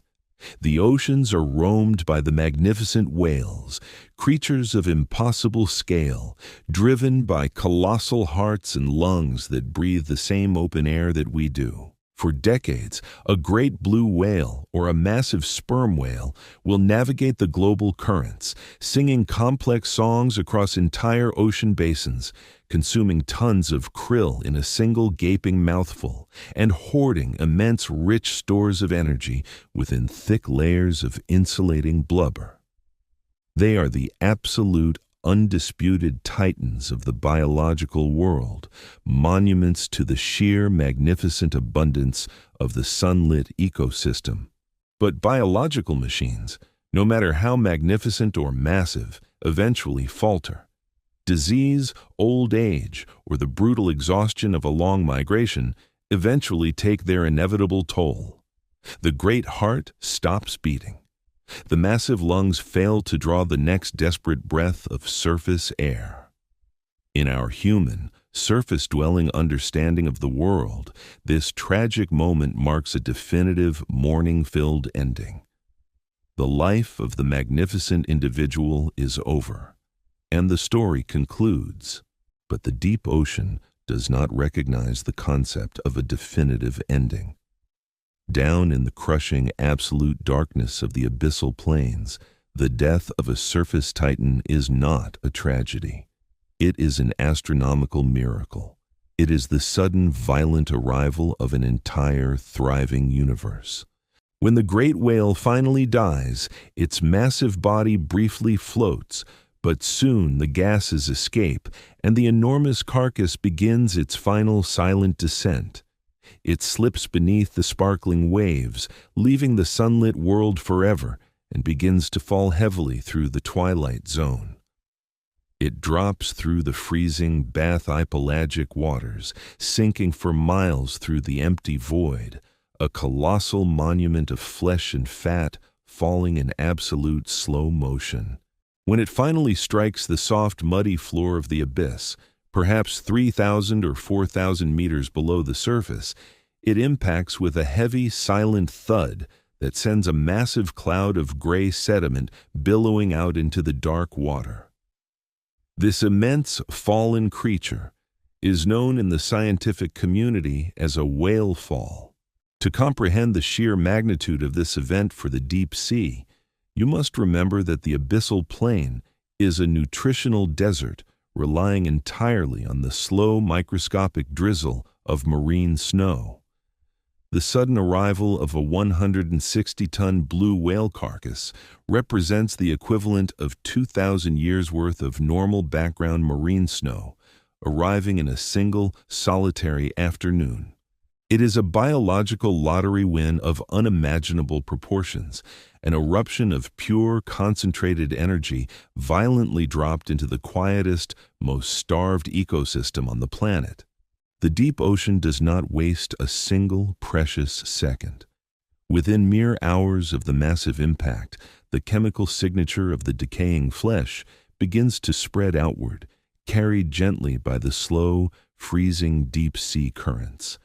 And the scavengers, drawn from miles away by this irresistible chemical perfume, begin to arrive in the dark. The first to emerge from the surrounding shadows are the sleeper sharks and the ancient, terrifyingly beautiful hagfish. The hagfish, known scientifically in the class Myxini, is a living fossil, an eel-like creature entirely lacking jaws, eyes, and true fins, representing an evolutionary lineage that has remained virtually unchanged for over 300 million years. They are the ultimate perfect scavengers. Lacking jaws to bite off chunks of the whale's flesh, the blind hagfish has evolved a remarkably bizarre method of feeding. It slithers its soft, flexible body against the carcass, attaches its tooth-lined, specialized feeding plates to the dead flesh, and then literally ties its own long body into a tight overhand knot. It then slides this muscular knot swiftly down its body, using the tremendous physical leverage to violently tear a large chunk of meat away from the carcass. If a predator attempts to disturb the hagfish while it is feasting, it instantly deploys one of the most effective and disgusting defense mechanisms in the natural world. It violently excretes a microscopic protein that, upon contact with the freezing seawater, instantly expands into gallons of thick, suffocating, translucent slime, hopelessly clogging the gills of any attacking fish and allowing the ancient scavenger to simply slip away in the chaotic dark. For many long months, sometimes stretching into several years, this first stage of the whale fall is a chaotic, writhing frenzy of mobile scavengers. The deep-sea crabs, the massive, slow-moving sleeper sharks, and thousands upon thousands of blind, knot-tying hagfish systematically strip the great leviathan of its massive layers of blubber and muscle. They gorge themselves in the freezing dark, consuming the massive bounty of the sunlit world, packing their own slow metabolisms with enough pure energy to survive for years, wandering the empty plains once the feast is finally over. But eventually, the flesh is completely gone. The frenzy slowly subsides, and the mobile scavengers gently drift back out into the infinite darkness. To the casual observer, it might seem that the whale fall has been completely exhausted, returning the abyssal plain to its quiet, starved state. However, the deep ocean is infinitely patient, and the true miraculous biological alchemy is only just beginning. What remains resting silently on the muddy floor is the massive sprawling architecture of the whale's colossal skeleton. In our surface world, dry white bones are the ultimate desolate symbol of absolute emptiness. But a whale's bones are incredibly massive, and they are packed deep inside with rich, highly concentrated lipid fats, originally designed to keep the living animal buoyant in the open ocean. This hidden reservoir of pure energy triggers the arrival of an entirely different, highly specialized community of deep-sea life.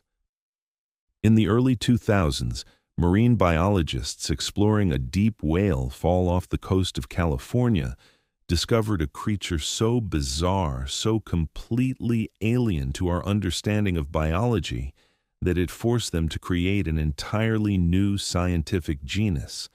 They called it Osedax, which literally translates from Latin as the bone-eating zombie worm.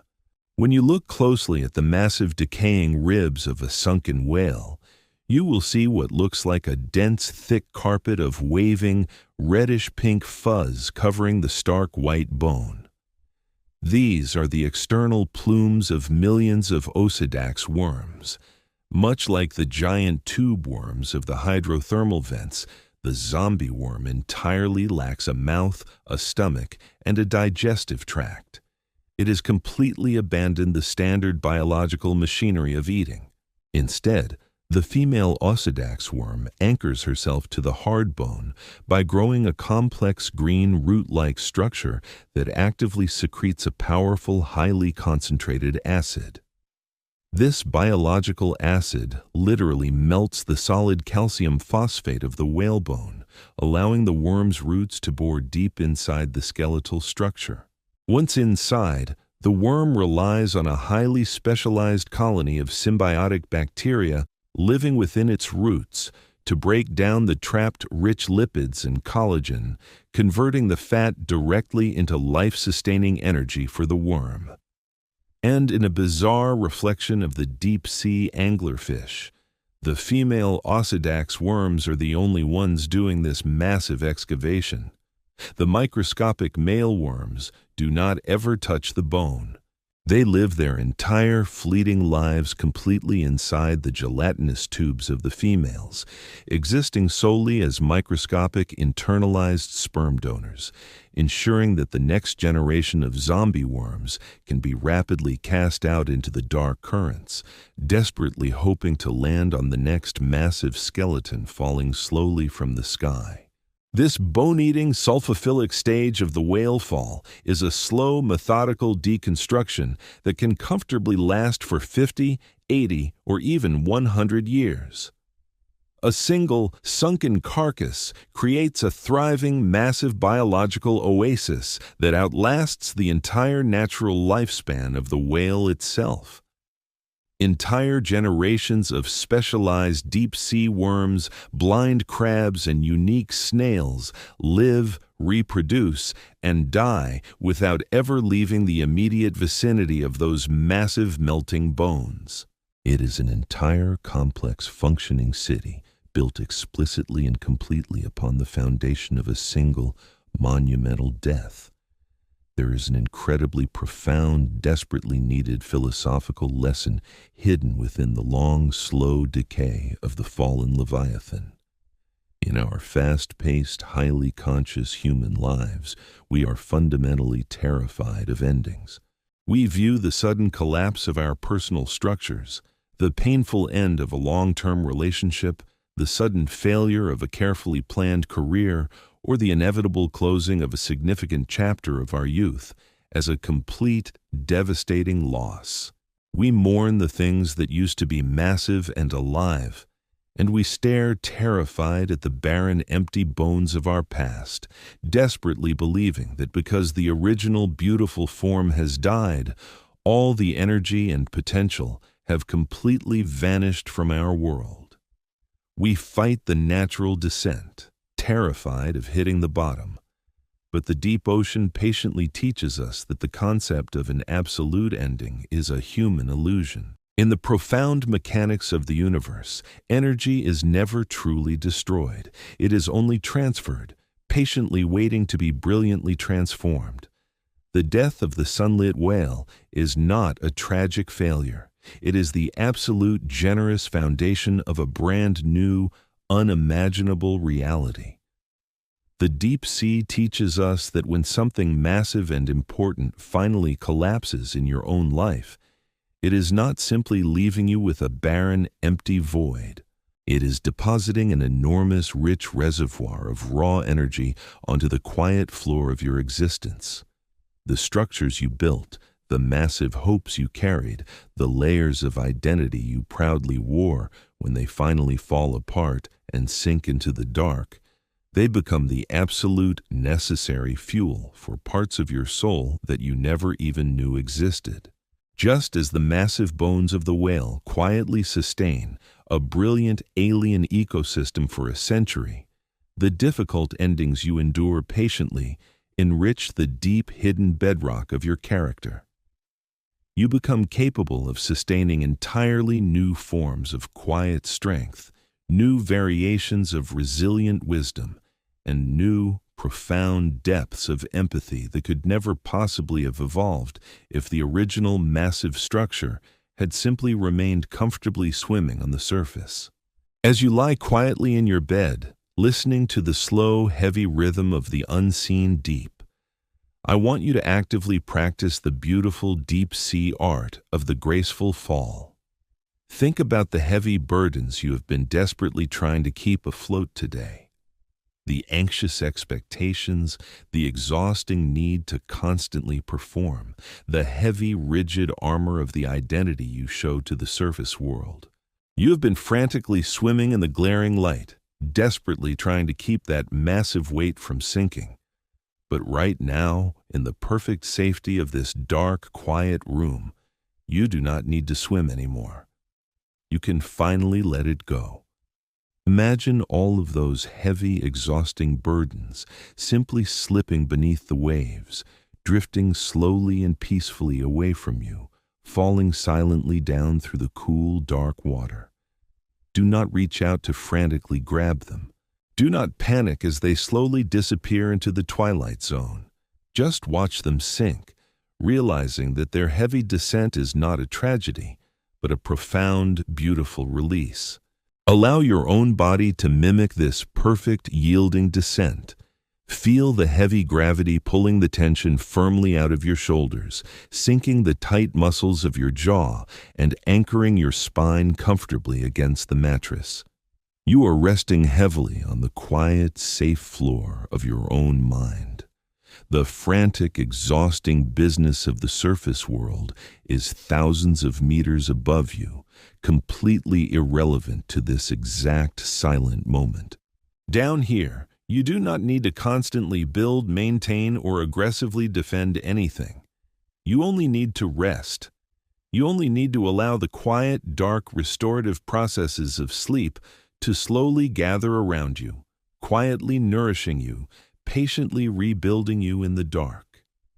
The endings of the day are simply the fuel for the quiet miracles of the night. Let the heavy, peaceful darkness completely consume your lingering thoughts. Let the ancient, slow mechanics of the abyss rock you gently into a state of profound, absolute stillness. The vast, silent ocean is holding you perfectly secure, waiting patiently for the dawn that you do not even need to see, allowing you to drift deeper and deeper into a flawless, dreamless rest. We have spent a great deal of time exploring the heavy, muddy floor of the abyssal plain, grounding our minds in the silent tectonic structures and the massive fallen bones of the surface leviathans. But the ocean floor is merely the bottom boundary of the deep sea. To truly comprehend the most expansive alien habitat on our planet, we must slowly lift ourselves off the mud and drift back up into the absolute, structureless void of the pelagic midnight zone. Imagine floating thousands of meters below the sparkling surface and thousands of meters above the rocky floor. In this specific region of the ocean, there are absolutely no physical boundaries. There are no walls to hide behind, no sandy beds to burrow into, and no solid landmarks to visually guide your way. It is a world of infinite three-dimensional suspension, a heavy, freezing black fluid stretching out endlessly in every direction. It is an environment so completely detached from our terrestrial experience of gravity and solid Earth that it fundamentally challenges the very architecture of how life should be built. Before we encounter the impossible, fragile architectures drifting through this boundless void, I must gently pause the current. I am Frank, the archaeologist, and it is a profound privilege to be your guide through these magnificent shadows. I have noticed that exactly 71.9% of the people watching have not subscribed yet. If you find a deep, resonant comfort in this slow journey through the dark, please consider subscribing. It helps this channel immensely, ensuring we can continue patiently unraveling these beautiful biological mysteries together. Now, let us release our desperate need for solid ground and surrender completely to the endless floating dark. In this completely boundaryless expanse, where gravity seems to lose its rigid authority, you might suddenly encounter a creature that entirely defies the conventional human understanding of what an animal actually is. Out of the pitch blackness, illuminated only by the faint pulsing blue glow of its own bioluminescence, a massive translucent thread slowly emerges. It moves with an elegant, agonizing slowness, a ghostly, gelatinous rope drifting silently through the freezing currents. This is the pelagic siphonophore, an organism that can effortlessly reach lengths of more than 150 feet, making it significantly longer than the massive blue whale. But the true mind-bending miracle of the siphonophore is not its staggering length. It is the fundamental biological reality of its existence. When you look closely at this massive drifting entity, you are not looking at a single solitary animal. You are looking at a highly organized, deeply integrated floating city. The siphonophore is a colonial organism composed of thousands of individual, genetically identical clones known as zooids. Each tiny zooid is technically its own distinct biological entity, but they are physically bound together, sharing a single continuous nerve cord and communal digestive tract. In our sunlit human world, a single organism must perform every critical function required for survival. You must breathe, digest, move, and defend yourself all at the very same time. But the siphonophore has completely deconstructed the exhausting burden of the individual ego. It survives through profound, absolute specialization. Within the glowing colony, different clones are born with highly specific anatomical structures. Some zooids are shaped exactly like tiny pulsing bells. Their only purpose is to rhythmically contract, propelling the entire colony slowly through the dark water. Other clones are essentially floating, elastic stomachs, dedicated entirely to digesting food and pumping nutrients through the shared biological pipeline. Still others are equipped with incredibly toxic tentacles designed solely to paralyze the tiny crustaceans drifting in the marine snow. They are completely, fundamentally incapable of surviving alone. If you gently separated a swimming zooid from the massive colony, it would instantly perish. They have entirely surrendered their individual independence for the profound strength of the collective whole. They operate with a single unified mind, a biological symphony where no single instrument is more important than the entire orchestra. To look at a glowing siphonophore drifting peacefully through the midnight zone is to witness the perfect realization of shared existence. We, as highly conscious human beings, often suffer immensely under the crushing weight of our own aggressive individuality. We are deeply conditioned to believe that we must be absolutely everything all of the time. We must be the fierce protector, the clever provider, the emotional bedrock, and the tireless visionary. We carry the exhausting assumption that if we do not personally hold every single piece of our existence firmly together, our entire world will catastrophically collapse. This intense self-reliance is incredibly heavy. It is a massive pressure that slowly crushes us over the long years. But the silent drifting siphonophore teaches a deeply comforting alternative philosophy. It patiently demonstrates that you do not have to fiercely manage every single aspect of your survival all by yourself. There is a necessary grace in allowing yourself to be just one part of a larger, supportive whole. Imagine the immense relief of completely letting go of the desperate need to do it all, trusting that the community around you, the quiet, interconnected web of human existence, will naturally help propel you forward when you are too tired to swim and gently nourish you when you are too exhausted to hunt. If we allow ourselves to sink out of the boundless mid-water void, drifting silently down until the rocky volcanic slopes of an abyssal seamount finally emerge from the pitch blackness, we encounter an entirely different manifestation of deep-sea architecture. Here, anchored firmly to the ancient basalt, living under the continuous weight of thousands of meters of freezing water, are the hexactinellid sponges, known more commonly as the deep-sea glass sponges.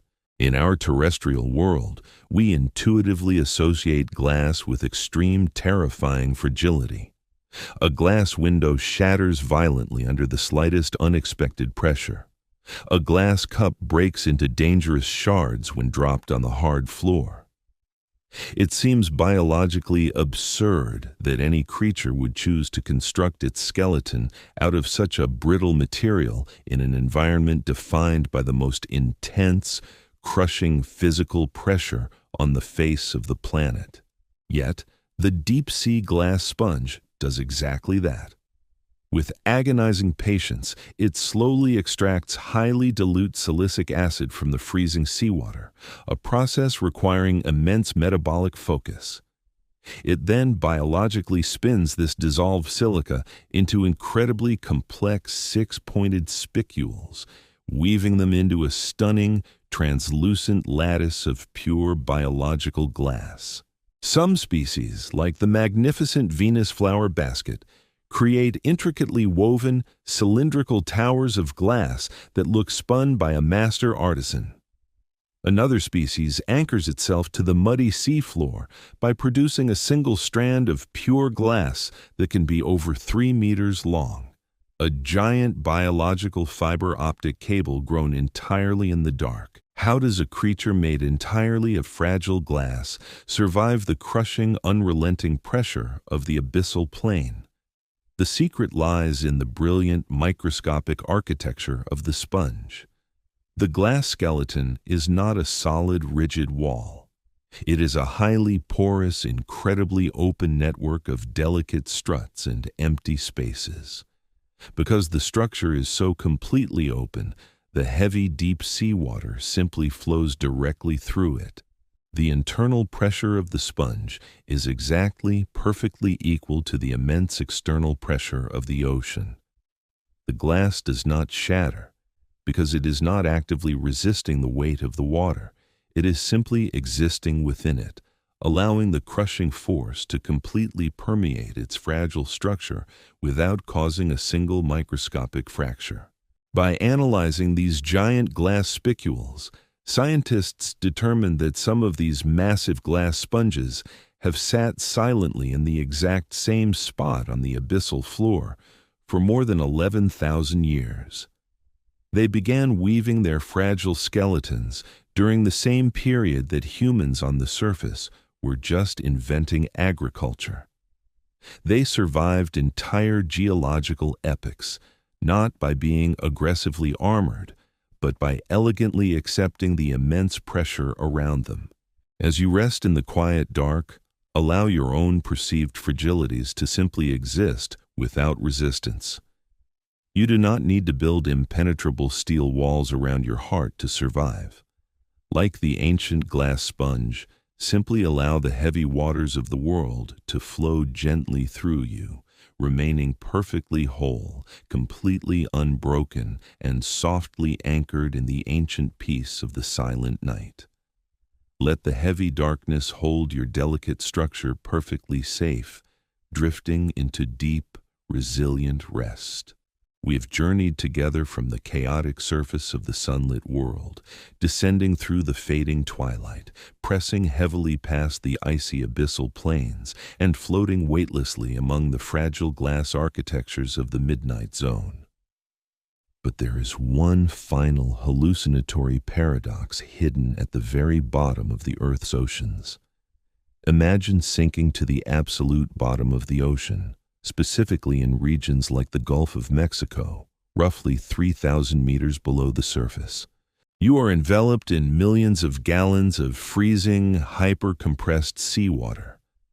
But as you hover just above the muddy seafloor, your artificial lights illuminate something completely impossible.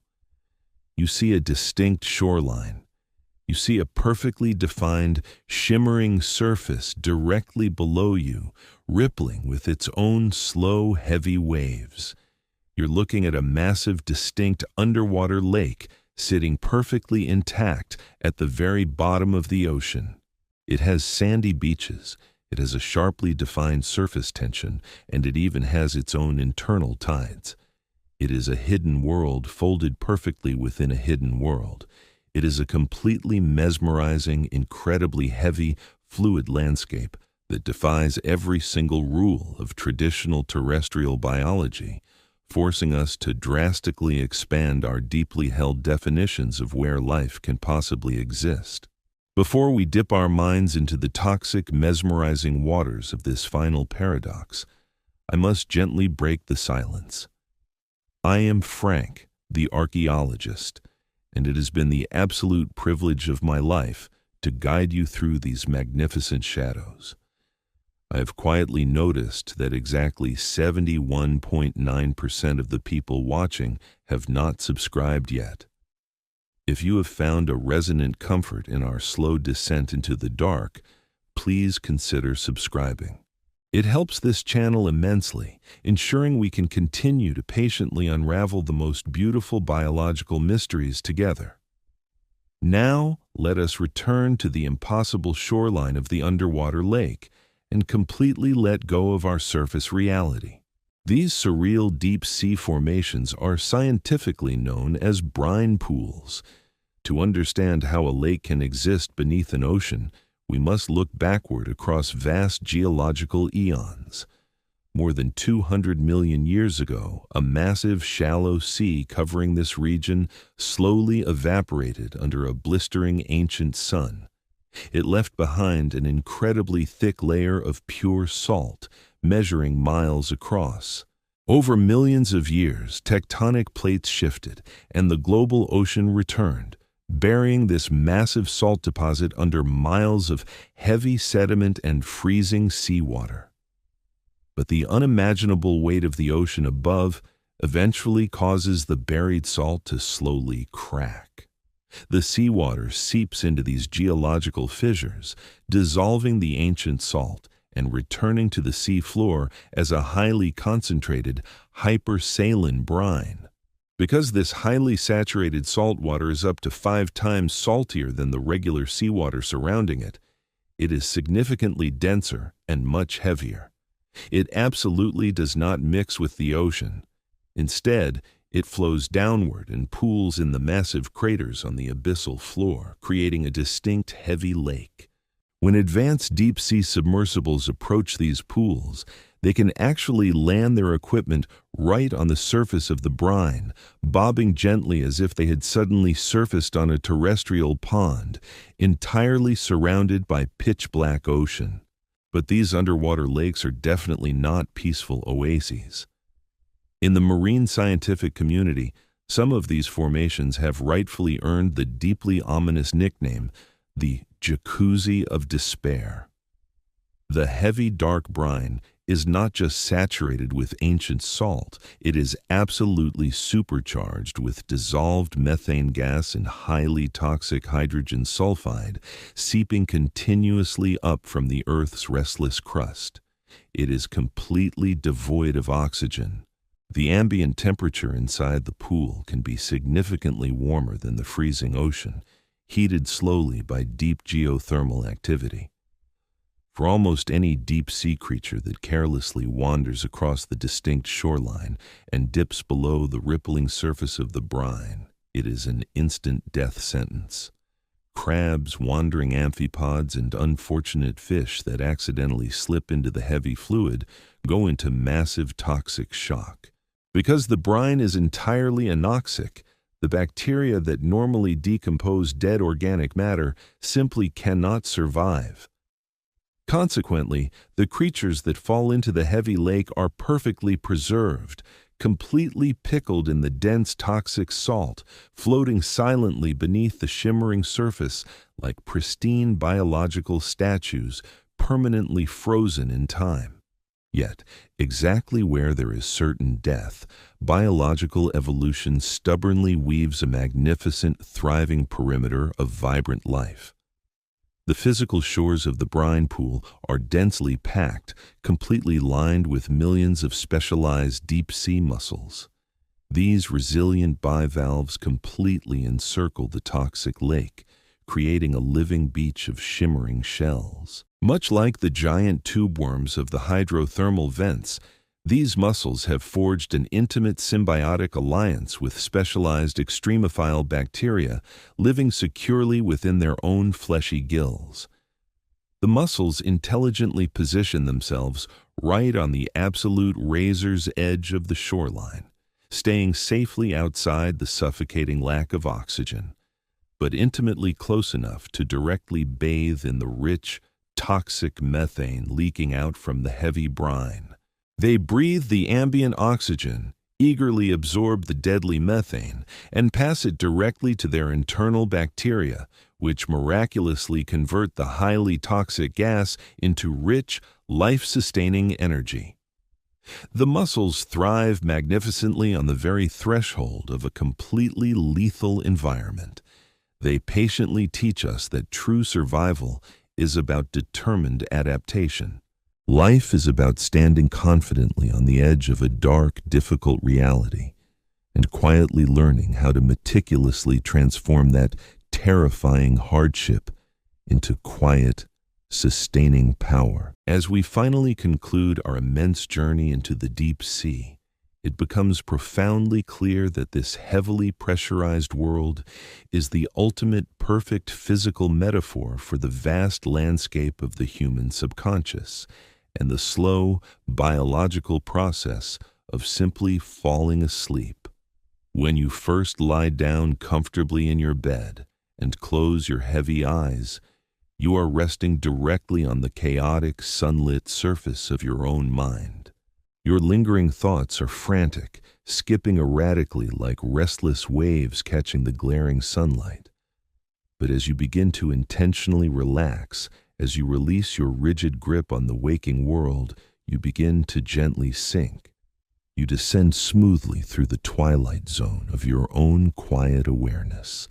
The blinding colors of reality slowly fade into comforting blues and soft, heavy grays. The demanding physics of your daily life elegantly dissolve, perfectly replaced by the strange, fluid logic of your emerging dreams. When you finally enter deep, profoundly restorative sleep, you have successfully reached the abyssal plane. Your heart rate slows dramatically, precisely mimicking the unhurried pulse of the Greenland shark drifting through the cold. You are operating smoothly in a world of absolute, comforting darkness, completely disconnected from the loud, burning energy of the waking world. The strange dreams that drift silently through your sleeping mind are exactly like the glowing siphonophores, ancient, slow-moving constructs beautifully built from the hidden architecture of your own soul. The waking world cannot reach you down here. You are heavily protected by the massive, silencing depth of your own unconsciousness. For far too much of our lives, we are relentlessly conditioned to be terrified of the dark. We are taught to fight the descent, to endlessly swim toward the surface, desperately trying to remain exhaustingly productive. We falsely view the heavy depths of our minds as a crushing void. But the deep ocean persistently whispers a profoundly liberating truth. The absolute dark is actually the largest, most abundant habitat in the entire universe. It is the safe place where giant leviathans gracefully fall to patiently nourish the next generation. It is exactly where you safely go every single night to completely rebuild your exhausted mind. You absolutely do not need to constantly fight the immense crushing pressure of the outside world. There is an unshakable power in simply allowing yourself to be beautifully soft, yielding entirely to the heavy water, and letting the massive ocean hold you completely still. Imagine yourself as a single glowing speck of bioluminescence, perfectly suspended in the vast, peaceful midnight zone.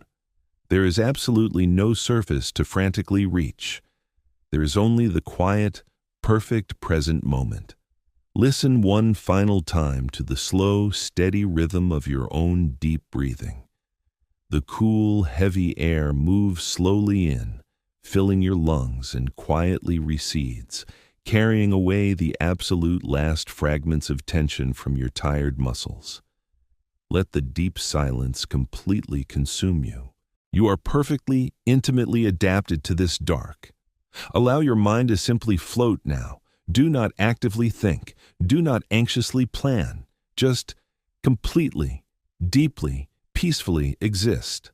The heavy, beautiful ocean of sleep is closing safely around you, wrapping you entirely in a perfect, dreamless peace. The long descent is finally over. You are perfectly home in the dark. Rest now.